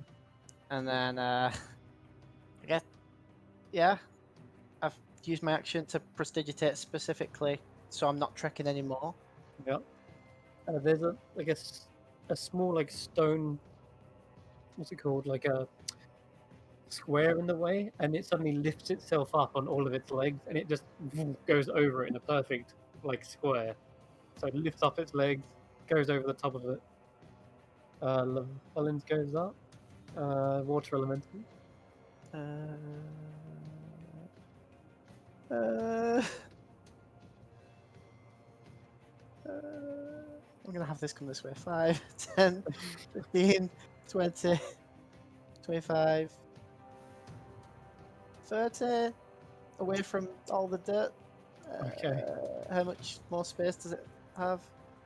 30 feet. Yeah, that's its thing, and ready its attack if it comes near. Yep. Carius, you finally see it just coming out of the darkness at about. Tieflings have dark vision, don't they? Yeah. So you just start to see these tiny lights coming down the corridor and revealing this mechanical like golem contraption. Not even a golem. It's just more like a robot coming towards you. Right. 2 specific questions. From what I can see, how tall is it and how high up is its reach, does it look like? It looks like it reached all the way to the ceiling when it extended its legs to go over that stone square. Okay. Is the ceiling where it is lower than the ceiling in here? Yes.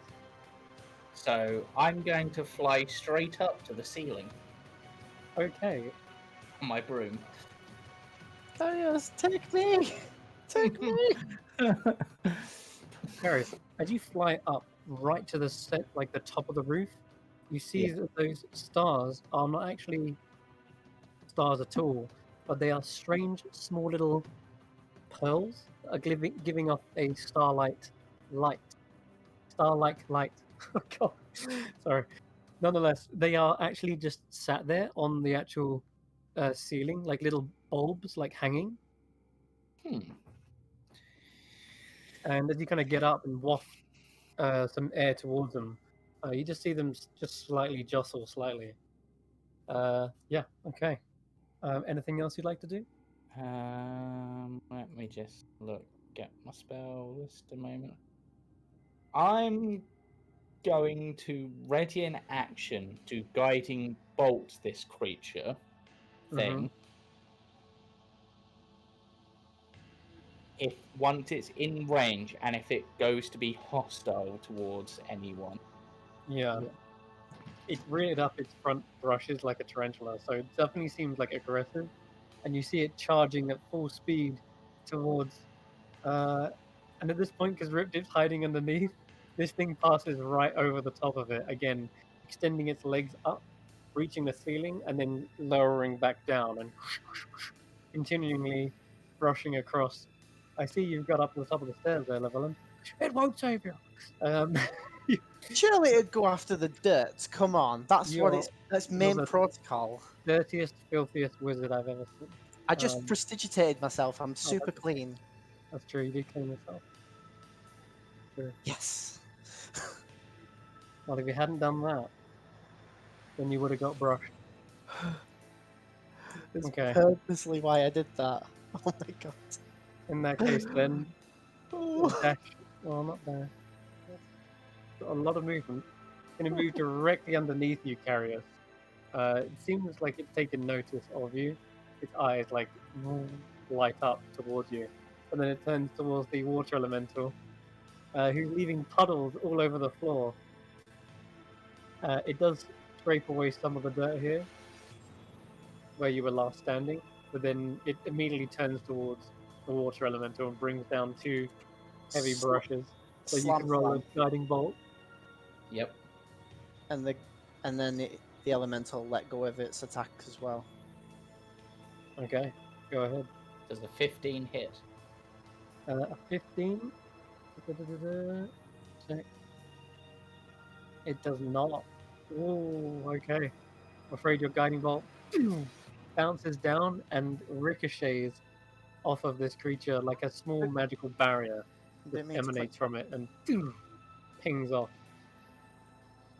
Guess what? It's got that same strange magical barrier like it did last time. Oh, god damn these things. And Ripdiv is going to be needed to get rid of it. Okay. However, you're going to do Whelm instead. No. Ignore the whelm. The whelm. I'm pretty sure the whelm I have to move into its space. Yeah, I think so. Yeah. Yeah. So it's just The slam, however, does hit. the 2 slams. It's got the multi attack. Second slam does not hit. But the first one slams down so hard, just as that magical barrier kind of comes up, That was a you see the water elemental like slam through the barrier and smash into the creature. 10 damage.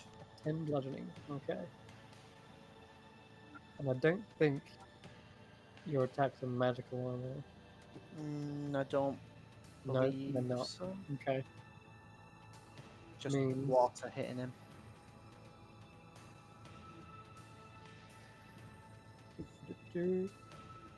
Yep. The water slamming against it doesn't seem to do much. It's just like a slight batter to it. Okay. So that should be plus some stuff. What's the plus? It's plus 13 to hit. Plus 13? Mm-hmm. Okay, that hits. Yeah, okay, cool. Yeah. Alright. Okay, so you're gonna take some brushing damage.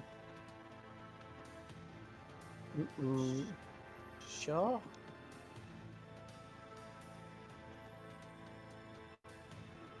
Okay. So the water elemental is heavily brushed and scrubbed. And you're resistant to that, by the way, I think. Yeah, so it's half. Yeah, so it's only half. And as you see the brushes come down, you also see there are small little pistons inside the brushes that squirt soap into the water elemental and now foam your thing up. Yep.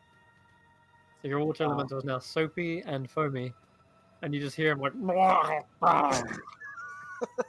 never liked taking my bath. It's got another attack after that as well. No.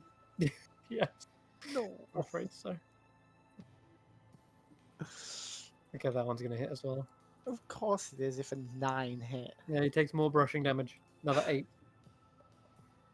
And Carius. No, wait. Ribdip's turn. That wasn't meant to. The brushes spied you! He rushes up out of his hiding spot and comes down with his claws. Oh god, yeah, that's gonna hurt. He had advantage, but doesn't make much of a difference. Ooh. Ooh. He's not raging, so don't count that. Oh my god! Ripdip's kicking butt, guys. Okay. Nice, see- that's 22 damage. Yeah. And on top of that, you see the magical barrier shatter into like glass, and it dissipates in the air. The shields are down. Lavellum.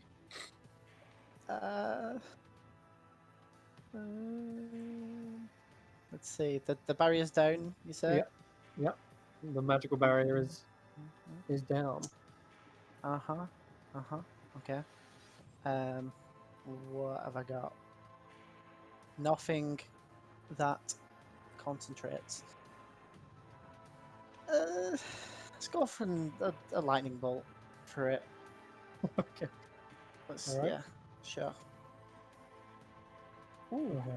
That and it's DC 19. I don't know why it won't fix it.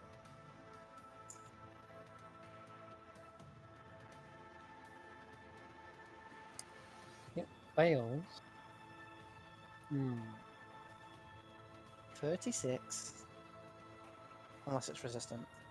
Or this is going to be something like it functions like a shambling mound and it goes into hyperdrive or something. Oh no.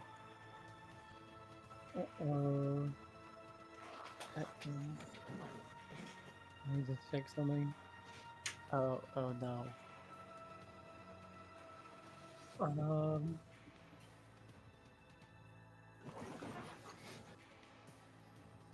Okay. So it doesn't heal it or seem immune to it, but the lightning does sort of surge over the creature and not fully impact it as hard as what you think. Oh, okay. So it took effectively half of that. Okay. Um, Somewhat So immune. 18 damage. So it took 18 damage. And you do see it like buzz and like circuitry perhaps inside of it is like getting zapped. And all of its limbs sort of like spark out in different directions. And I would like to move a little bit further away. Okay. A little bit further. Alright, sure. The water elemental.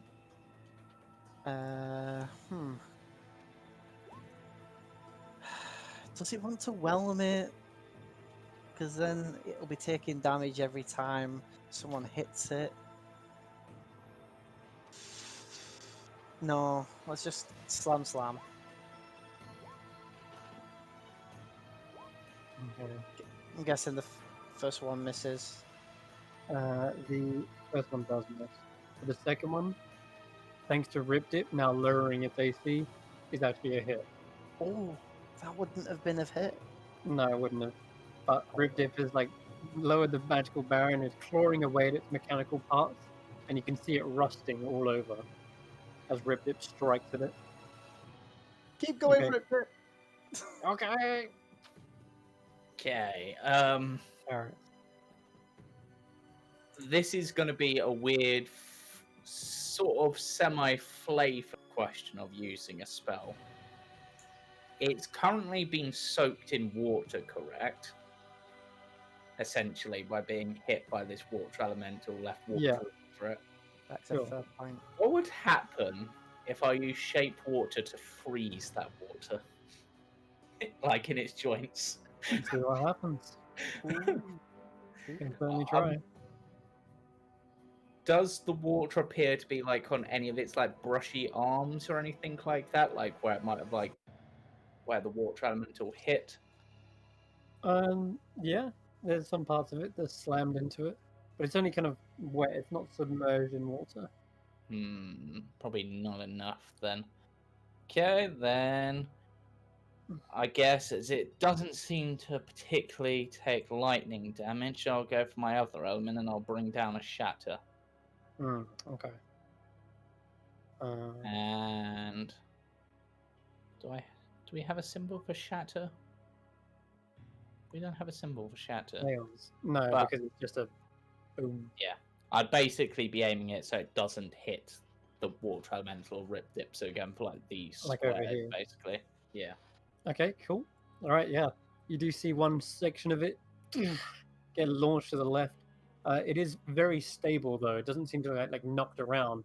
You just see parts of it kind of like break and snap. Okay. At least there's disadvantage on the saving throws. Mm-hmm. Okay. Is that your go up? Do I want to do anything else? Wait.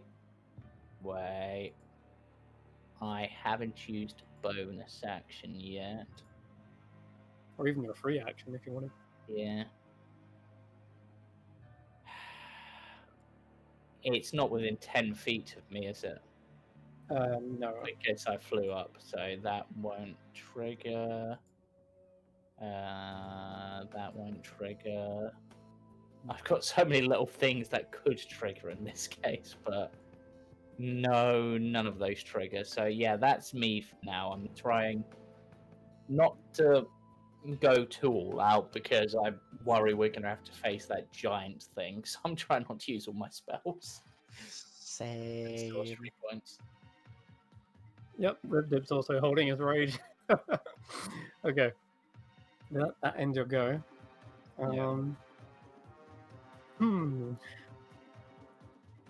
Funny you mentioned though that if it's covered in water or not, because you suddenly see another little small few pistons strike out of it, and you see like a pump suddenly like compress a load of water and shoot it out at like jets, like power hose jets, straight towards.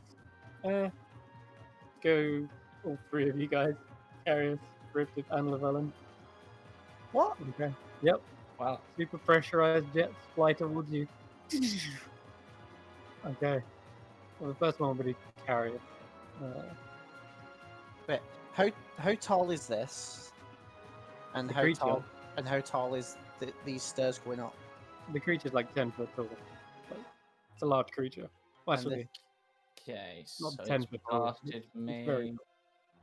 That's hit. I don't think I have a way to Hmm. not make that hit, so I've been hit for whatever damage that does. Okay, next one goes towards Riptip with disadvantage because he's in melee. So, Oh no! still hits him. But- Then the last one goes towards Llewellyn. Oh no! 17. I will use my reaction on mine. Okay. I'm going to activate my Wrath of the Storm, so it will need to make me a dex save. Ooh, okay. I'll shield. See what it is? Fails, so it'll be thunder damage because I've used lightning on it. I don't want to be. Oh no, I can't use that. Sorry, that's only creatures within 5 feet of me. Okay, I was gonna say. Alright. Nah. I thought it functioned exactly like Hellish Rebuke. Okay, but Llewellyn, you're shielding it, yeah? Yeah. Okay. Fair enough. In that case, then, Riptip and Carius, you're shot with this high pressure hose for 13 points of bludgeoning damage. Well, piercing damage, I guess. Because it'd be water. Like, and this is enough to strip paint off of, like, walls easily. Doesn't seem to be aiming any of that water towards the water elemental. Surprise, surprise. And it's also got this kind of soapy solution to it. Kind of like you smell it. It's quite fragrant, but you feel cleaner. That's all I'll say. Smells like lavender. You see Ripdip's like squared in the face, like he doesn't like it at all. God, I can just imagine like, no, I only bathed last year. As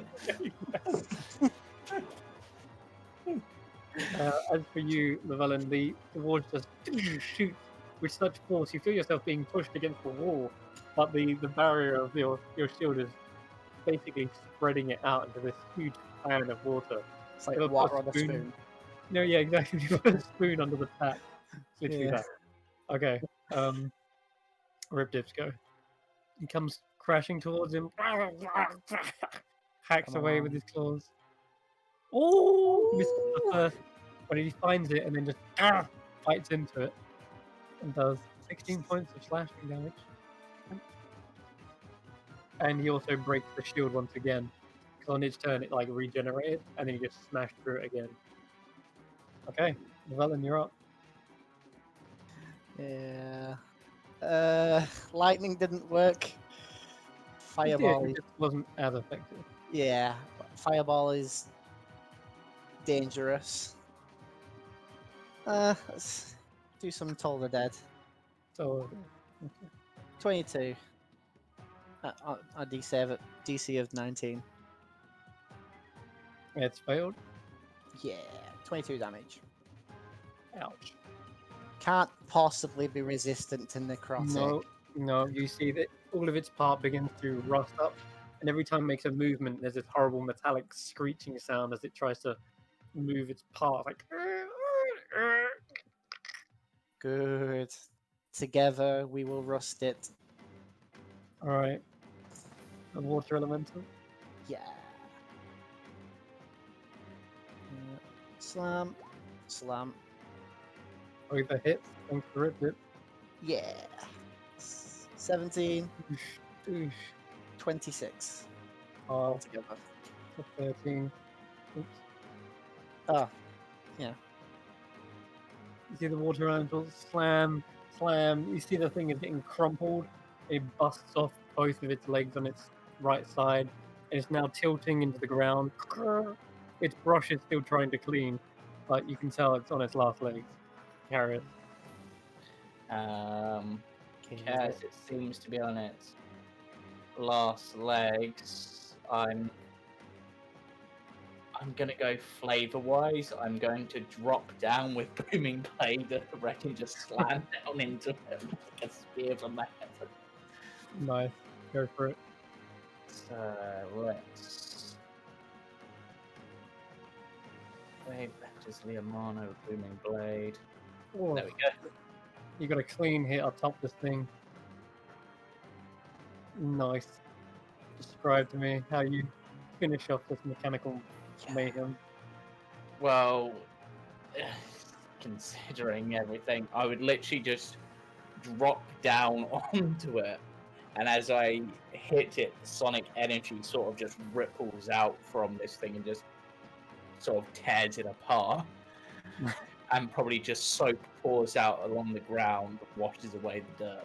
So it managed to succeed in its job. Yay! Died.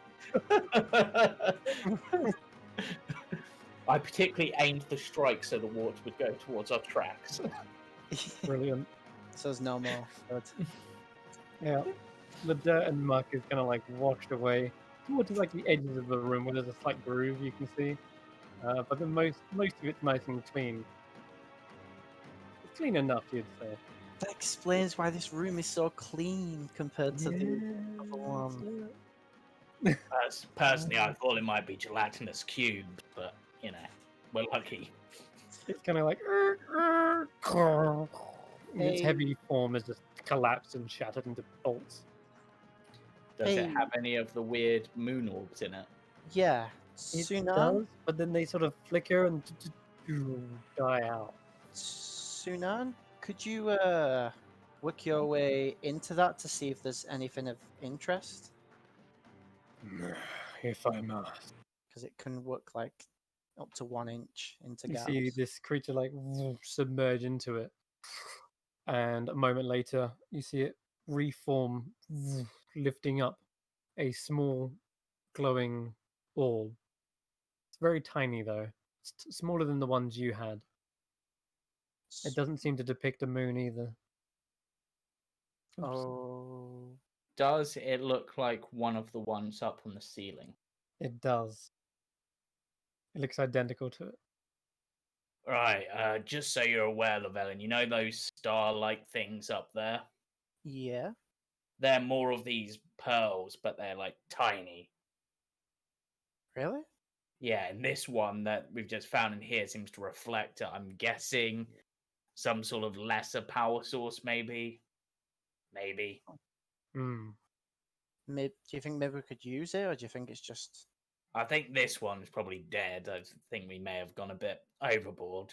Well, We might be able to charge it in starlight or moonlight, maybe, but But you said the one he grabbed was actually glowing. It is. It's just less so than the others. It's a little bit dimmer than the ones in the starlight. It's a smaller battery, basically. Right? Yeah, it's a double A. It's supposed Yeah. to, triple A as opposed to double A. Well, so shall keep we it- go check out the rusty room and then come back? There might be clues. Sure. Okay. There must be another orb somewhere to fit this room. I just sort of look towards the giant thing and I'm like, Do you think maybe we should dispose of that while it's not doing anything, or... Well, do you happen to have like an interdimensional trash can with you? Because No. we're just gonna make a bigger mess unless you literally want to pick this up and carry it outside and hope the door doesn't lock again. But no, I mean the big thing. Oh, you mean like literally take care of the big thing, like try to kill it? Would you want to take care of it while it's not moving? Or do you think we should just hope it doesn't activate at all? Well, let's look at this logically. It's on a big raised platform Mm-hmm. in a symbol where we've got to solve some sort of interesting puzzle. I'm Mhm. guessing if we do the puzzle wrong, it's going to attack. I'm also guessing if we try to attack it, it's going to attack. Okay. But I'm also guessing because we see a moon symbol in front of this one and a moon symbol in front of this one, that there's a door up here and down here as well somehow. Or this is an elevator. Maybe. Going off your check from earlier, Llewellyn, you tried to see if there was a rotational part to the center. Doesn't appear to be. You don't see any like moving parts or gears. The only thing you do see that seems to be movable is these bulbs do have, because you're looking for like things that can rotate and turn. There is a slight screw to the actual bulb itself that looks like it can be unwound in each of these 4 bulbs here. So, So those And you can see the central pillar is, again, like I've mentioned, lit with this moonlight as a shaft of moonlight is coming down into the chamber. Does it look like any of those bulbs are empty? They are all full, but they all have dull, grayed out kind of moonstones in them. Like the one I just picked up. Yes. Yeah, that's what I was thinking. Maybe one of them was empty and needed topping up or something, but guess not. Yeah, Right. let's go check down here, I guess. Yeah, so we're going to go check out the rusty room, as I'm Okay. calling it. All right, rusty room. Rusty room, rusty room. Rip Dip skips ahead, Yeah, and you start descending down the tunnel. And with that, we'll jump back to the others. I'm so worried about that massive robot. So much anxiety and paranoia. All right, we're back to you guys. So we left off with Andy and your robes, which are still sparkling with starlight as you hold this strange orb in your hands. I go running in, going, I didn't do anything, I just picked it up. What did you steal? Blowing away. Shiny. It's a shiny thing. My stars went to it, so I followed them, and well, I am glowing. Do we know anything about this? I gestured to the. No, I have never sigil. seen an artifact quite like it. Can I have a look? You can, yeah. Irina. She hands it over to Irina. Gingerly. All right. Do I have enough of myself left to study this or not? I say yes. You aren't like you've lost things. You've just become part of something else. But I mean, like, how enthusiastic am I about it? Right. Like, scale of 1 to 10. You actually kind of have the same demeanor as perhaps this guy who recognizes it as something of the moon and not as interested, but there is a small part of Irina in you that reckons you would be able to figure it out should you choose to. Okay, so less of a, woo, I must know everything, but more of a, okay, this could be trouble. Let me have a look at it. It's All more right, roll an intrigue Arcana. than interest, I guess. Yeah. It's like, is this going to be harmful to the one, or is it okay? Because if it's okay, she can just have it back. I am having If a it's harmful, wee! And also you can roll with advantage because this is very familiar to something you're already attuned to. So, Am I rolling? And just- Arcana. With Oh, advantage. and Andy, as you hand it to Irina, the stars on your cape begin to dim out so that they're Yeah. just a pattern. So Exactly. a 23.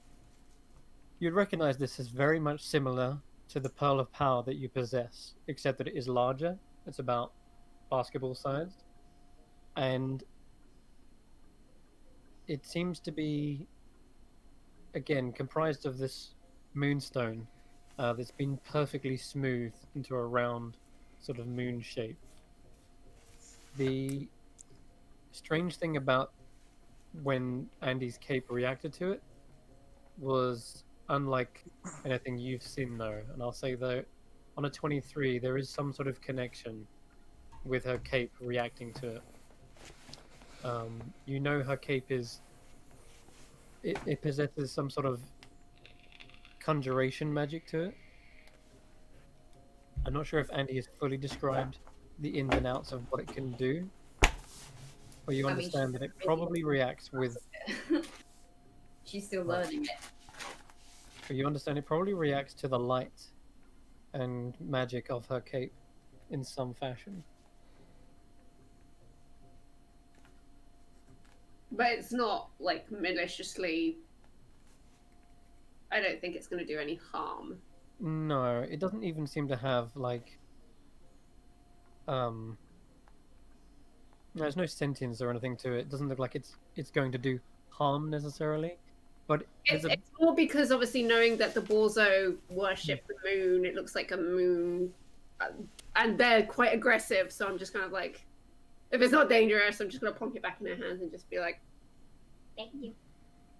No, you get no sense of danger from it, but you do get a sense of it not belonging here.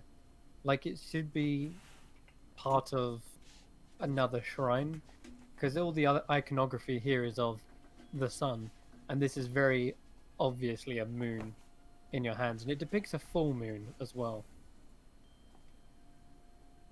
you should take that with you when you leave. I will.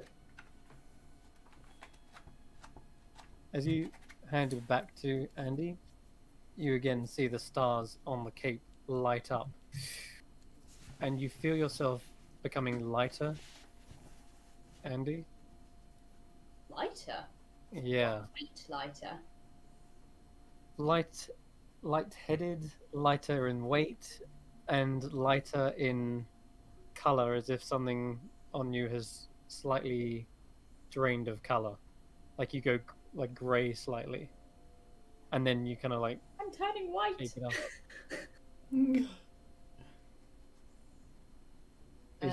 She'll try and squeeze it in her bag for the time being. Okay. As you place it in your bag again, you suddenly feel yourself grounded and the full weight of yourself back onto the ground. Your color returns, and the stars on your cape go sad. No. Well, they're not as bright and like sparkling. They're just kind of like woo. So I touch this thing and I go boom and get lighter. Not that I'm heavy. But okay. Would make for an interesting performance. You sound so enthusiastic.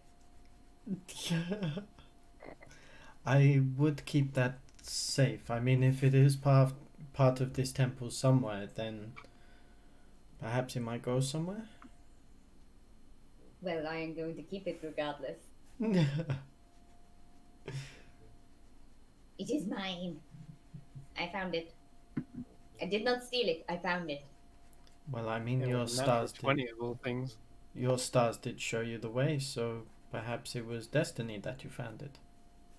Maybe. You get the feeling they're still trying to show you the way, but they kind of go. Oh yeah, your cloud of daggers is gone as well. Oh, so back to the puzzle. So very quickly, I'd like to just sprint up here and clear this area. Sprint up where? Up top left. Oh, up here. All right, sure. So you head underneath a beautiful like underpass. There are large pillars on either side, and these beautiful red flowers drape across them. As you enter in, you see a small chamber with many mirrors on pedestals in here. Almost too many, I think. You see exotic like plants Christ. in the corners of the room. There's a lot of moss kind of growing over side of the walls and such. But yeah, 4 more mirrors. God. Right. So let's try and work this out. Is there a different meaning between the ones that have statues holding them and the other ones? Do I know? You can roll me an investigation, Jay. Okay. I also want to head down this way as well at some point once you guys. 28. Mechanically, there is no difference. They all seem to rotate like they should, as if they were with the statue or without. Though some of them seem to have more use than others, as in like they've been used more. So you can see they've been either handled more, like twisted and turned more, whereas others don't seem to be as turned as much. And I'll say that, for example, as you come out to here, whoops, like this one, for example, doesn't seem like it's been moved at all. Like it looks like it's still brand new. There's no marks or scrapes over the glass. There's no fingerprints or anything like that. It's completely like brand new. Whereas this one definitely has seen some use. Sorry. It's shattered into pieces. Does Sigilleaf know this room at all? Like, is this another one of these safety measures that wasn't here before, or? He says, "We have always wondered the purpose of this room. It's not something we have deciphered. Alright. We know that the sun is something that tries to reach all life. The sun is a guiding force. But when we come here, we are still lost, as if the memory of this place has been forgotten. But for the most part, we give praise to the sun here in this central chamber, but we also go off and deeper into the shrine. There is a great artifact that we gather around every summer solstice. Ooh. And he kind of points off onto the long corridor that stretches out, many archways where Kashan is standing Yeah, I right was now. gonna say, isn't that where Kashan is looking now? Yes. Ooh.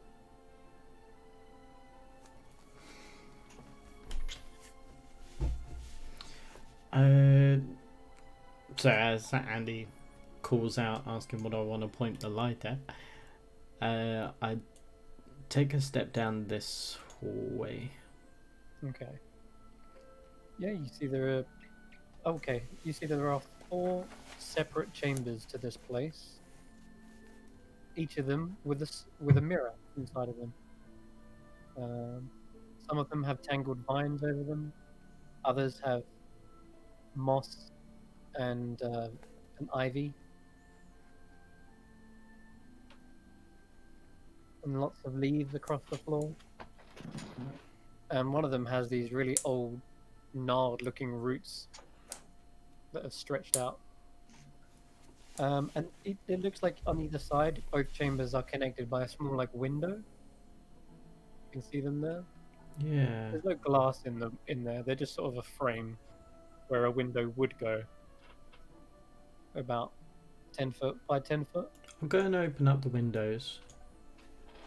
Yep. You open them up. And they just see straight through to each other. Yep, and you can see over to the next chambers. Yep. Right. And at the end of this hallway, what's down here? The hallway extends into a long, long tunnel that goes down a set of steps and this is for the other guys as well, by the way. Both these hallways extend onwards and go down to a set of steps that lead to another chamber beyond.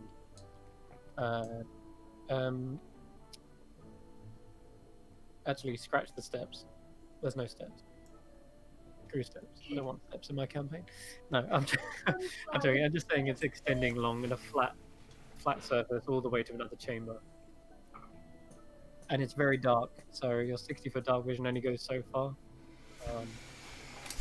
But there is another chamber beyond.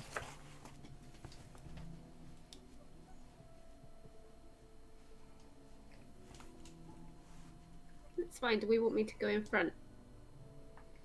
No, Or is your dark vision enough? my dark vision should be enough. But Okey-doke. I'm trying to think. Because it seems impossible for the light to actually be able to make it there. I'm going to run down to here and quickly uncover this lot.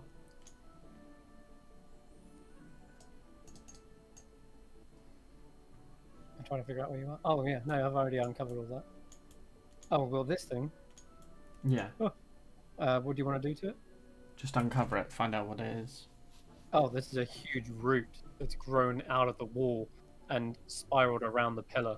Oh, okay. It looked like bluey, like it was glass or something, so... this- Oh, okay, now it looks clearer. Okay, and can I open this one? Ah, you see the wooden paneling on the wall. Uh-huh. Yes, there is some sort of wooden panel, and as you open it up, you realize it connects to another chamber, but it's way too covered in foliage. There's like this bush that's grown out. Yeah, it's like another window, but it's a long section. You just see Sean running round, just like... he gets out kind of his two scythes and begins using them as like makeshift like secateurs. Okay, all right. Roll me a couple of attack rolls then.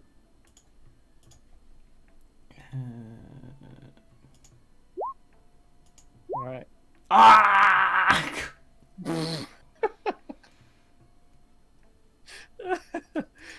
You definitely chopped through the first. You chopped through the first vine, no problem. I'm just gonna leave that like there, dangling on the floor. Can I get some help, please? You try to cut through here. The thicket isn't like the vine where it's one cut straight through it. It's a whole mesh of foliage, and as you smack into it, the blade bounces back up and hits you. It hits you like on the back tip, so I won't say it's forward. You take 4 points of bludgeoning damage. God damn it. Ow! Just kind of like a... And if you've ever gone bush bouncing, you'll know exactly how that feels. Some hedges are like so thick that you can jump into and they act like a trampoline. It's amazing. The poor hedges. They had it coming. I can just picture you doing that now. Whee! I was young and stupid, alright? I don't go doing it like every other week. It's like one time and I was drunk. Sorry, let me just do that. Natural 20, I call bullshit on the DM. Bushes are bouncy. Trust me. Okay. Yeah, I'll just say... Cutting your way through one, it's incredibly hard. I'll just kind of point to it, just like holding my bloody nose. It's like, you need to get rid of this one. In some cases, Come over and try to lift it out. lift you it. can always turn it. Try and pull it out. I'll pull it. Oh my goodness. Okay. Yeah, you can give me an athletics check. But yeah, no, honestly, in some cases, like for security measures, a large thicket is actually more.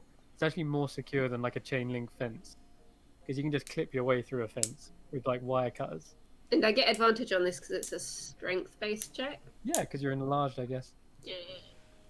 This could still go really badly. I'm not dying off about now, but I'll give you one last moment to use it. Nope. Okay. As Irina is trying their best, you see them shrinking, diminishing as they're getting smaller and smaller. They're trying to grab a hold of these branches, and they're just like Her old self. You've seen her for a while.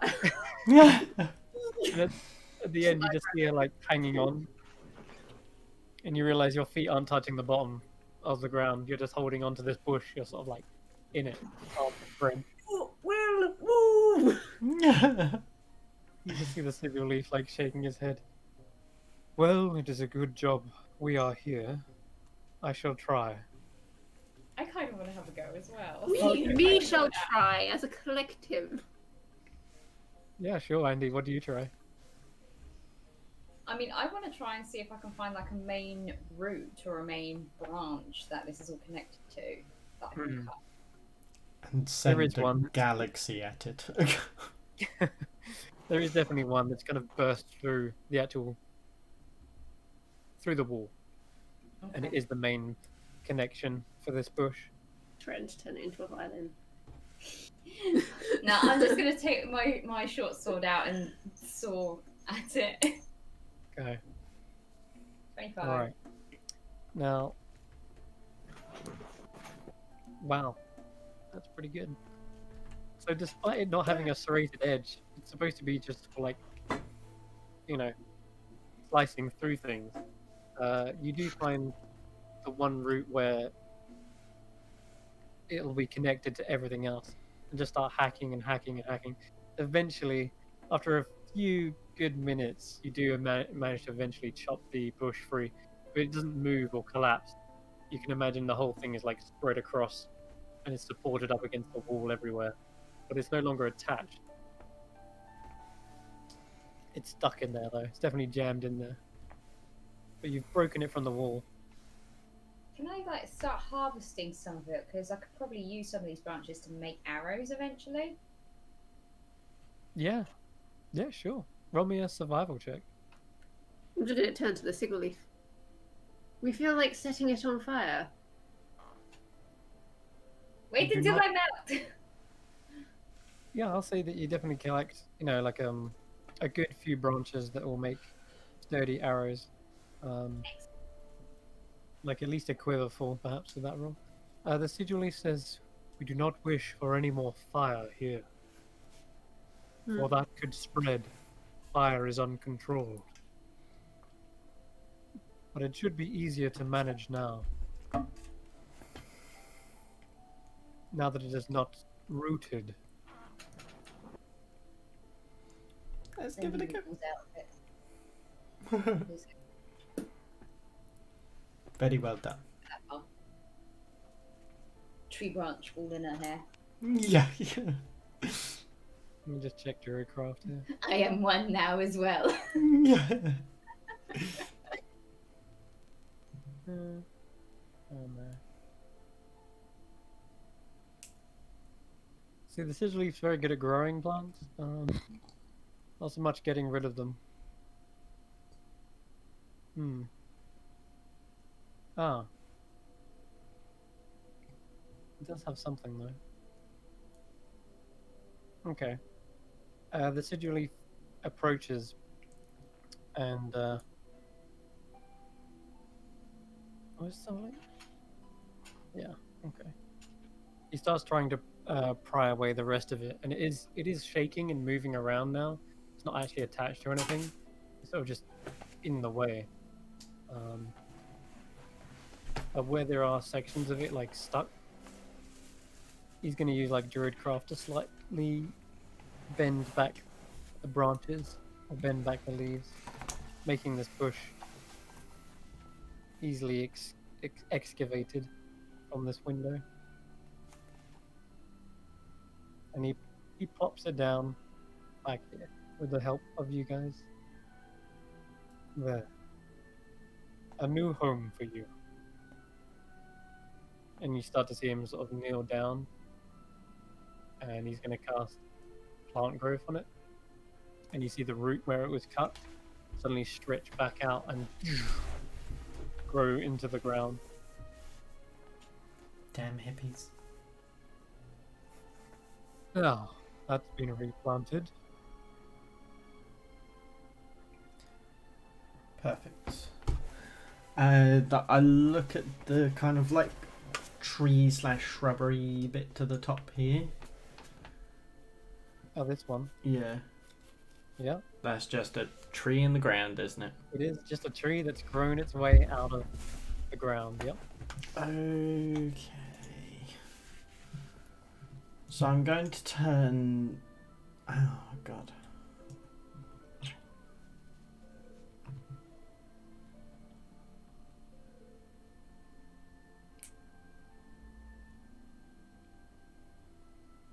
What's the plan, guys? I'm trying to look because I'm really not finding a path or an end point or a point. Think you guys need to put your heads together? So, My neck's very tired. I'm going to bed in a couple of minutes. okay. I'll quickly check out the wooden door before we go then. The what door? The wooden door. Very top. Ah, yes. The Okay. dippity door. Okay, grab yourself over there. Okay, there's a large door, and it seems to be sturdy wood. As you open it up, it's not locked, but there's something jammed on the other side, and as you try to push it, it kind of gets pushed back. You're like, this whole door is like firmly lodged in place. Right. Strong peoples. I'll try and kick it open. And you try your best to like slam your feet up against it to no avail. In fact, the harder you push into it, the harder it kind of like pushed back. It's like almost like a springy sort of spring to it. But I'll say, give me a strength check anyway, as you are giving it a good wallop. Nope. Yep, nope. You just kind of bounce off of it. You see Kashan skid to your feet, Aruna.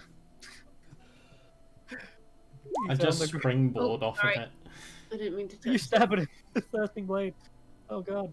No. That was no. I wanted to check the grasp of Hadara. I was wondering if I Eldritch blasted it. Could I pull it out 10 feet? But it says creature, so There is something on the other side, it seems. Perhaps someone with a nimble hand, maybe? Cue the rogue. /button. /Andy.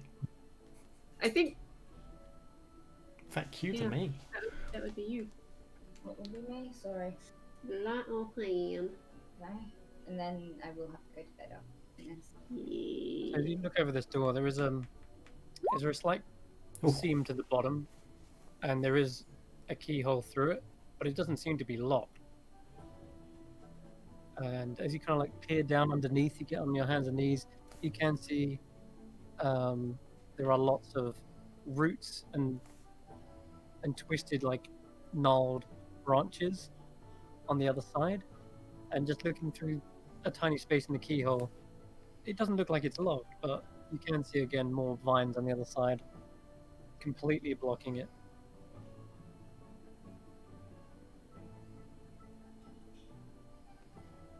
How would you go about unbusting this door?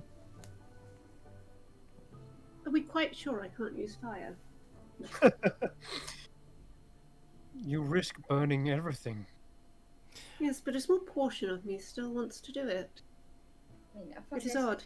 If I'm using sleight of hand, I'm guessing I'm trying to find a hinge or a crease or a weak point or something like that and utilize that to get it open. Okay. You can also use thieves' tools as well, Yeah, should probably use those in the process of. which I think for you is the same proficiency, so it's the same bonus anyway. Yeah. So you do, with your sleight of hand, feel around, and you do manage to locate several hinges, and you can probably reckon with your thieves' tools, pulling them out, you could undo the hinges if you want, and Yep. start to like take the door off. So that works. And with that check, I'll definitely say you're able to dislodge the door. I won't actually move the token, but I will just reveal on the other side.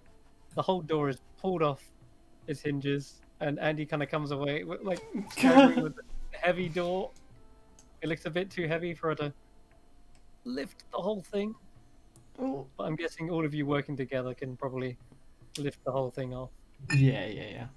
And on the other side, you see the problem was all these roots and vines have pushed up against the door, grown right up against it, forming like a maze in front of you. But you can peer around the edge of it, and you do see there's another chamber with more mirrors. God Poke your head fucking out. damn it, man. I'll reveal the whole thing. And I'm going to bed, guys. Yeah, I need to go as well. I have to be up for work in like 5 hours. Alrighty. No worries, my dudes. Okay. No problem. Good night. Bye-bye. Good night. Okay. So, with most of the cameras. Oh, sorry, I'm just the gonna... cameras. Sean, if we get through there, just give me an acrobatics check. Acrobatics? Yeah, please.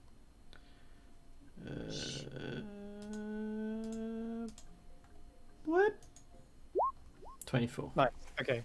You nimbly like duck under, contort your body so that you twist over this maze of vines. It really is so thick that you have to like snake your way through. And you manage to get through without throttling yourself Nice. or getting entangled. And you make it into this chamber. You see a beautiful exotic tree within the middle of the chamber, 3 more mirrors, and a beautiful bouquet of flowers seems to have sprouted out of the wall here. I don't think there's a physical way you're going to be able to get all of the mirrors in one path. So maybe you have to point the mirrors in certain areas to unlock stuff, and then that will do something. There's one more thing I should have noticed, made note of. Let me just paste it here. 1 second. So, Gashan, in removing the door and looking from this side, it wasn't noticeable on the other side, but it is on this one. There is a small little hatch right here. Right where? Right like here. Nothing's still happening. No, you shouldn't be able to see it, but there is a hatch on the wall, is what I'm saying. Where? Ping it? Right here. Am I being dumb, I'm just gonna guys? move your token to it. You're right there. Oh. There. Oh, I'll okay. I'll put because- something on the token layer. It's so you because you have a black ping and you were doing can... it Yeah, like... I just Okay, realised. so then there's a way through there. Yeah, so you notice it on this wall, and as you lift up the hatch, there's a small little peg to sort of hold it, and you see a tunnel going all the way to the other side, but it's blocked off. Like there's a wall in the way. Oh, I'm starting to see somewhat of a path now.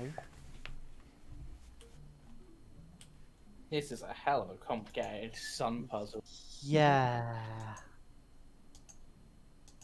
But you realize, Kashan, there was a hidden passage on the other. There must be a hidden passage on the other side, which you didn't notice. But from here, on this side, it's very obvious. That can't go straight. So. It's even big enough for you to crawl through. It's like a crawl space. Well, with that being able to... Hello! Kashan suddenly pops out of the wall, and you realize he's come through this wooden tunnel, and scares all the others like, ah! Like, he's literally ceiling cat right now. As he pokes his head out of the wall. Intriguing.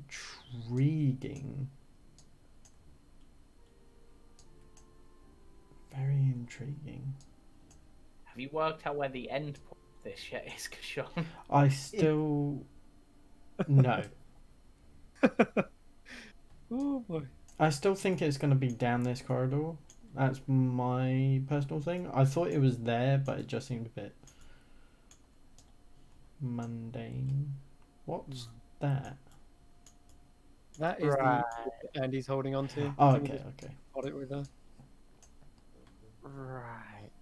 Like you've I'm- explored pretty much everything. Now you feel confident that you've looked over most of everything. Can I just go and check all the walls? All the walls. Okay, give me an investigation check. And I'll say Um, that Sigil Leaf is also helping you in this. Okay, As do he's they starting to want to see a take the picture. lead and I'll... Ah, clever.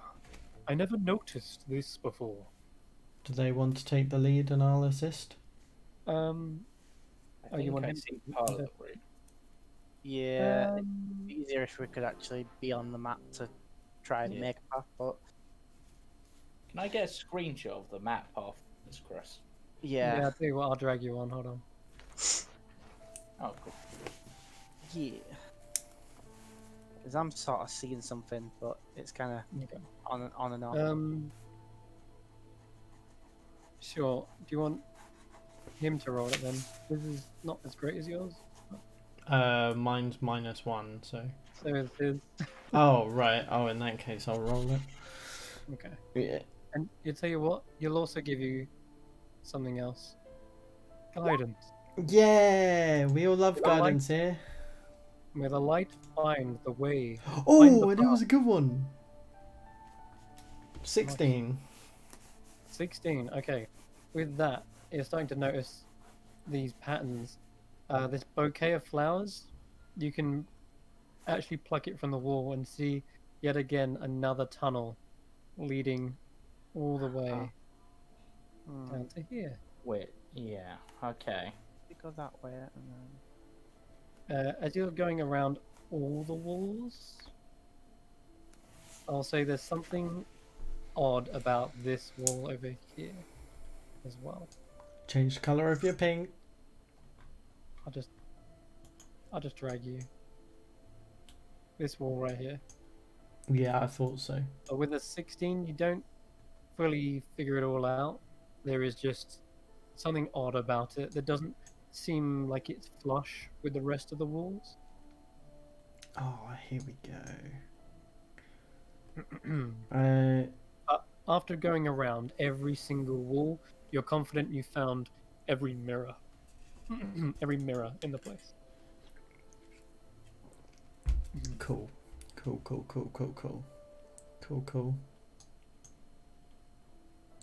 So where do we?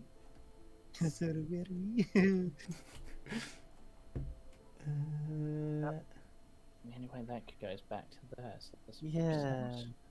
Unless you switched it and so it's 180 degrees, so it goes past it to the next mirror.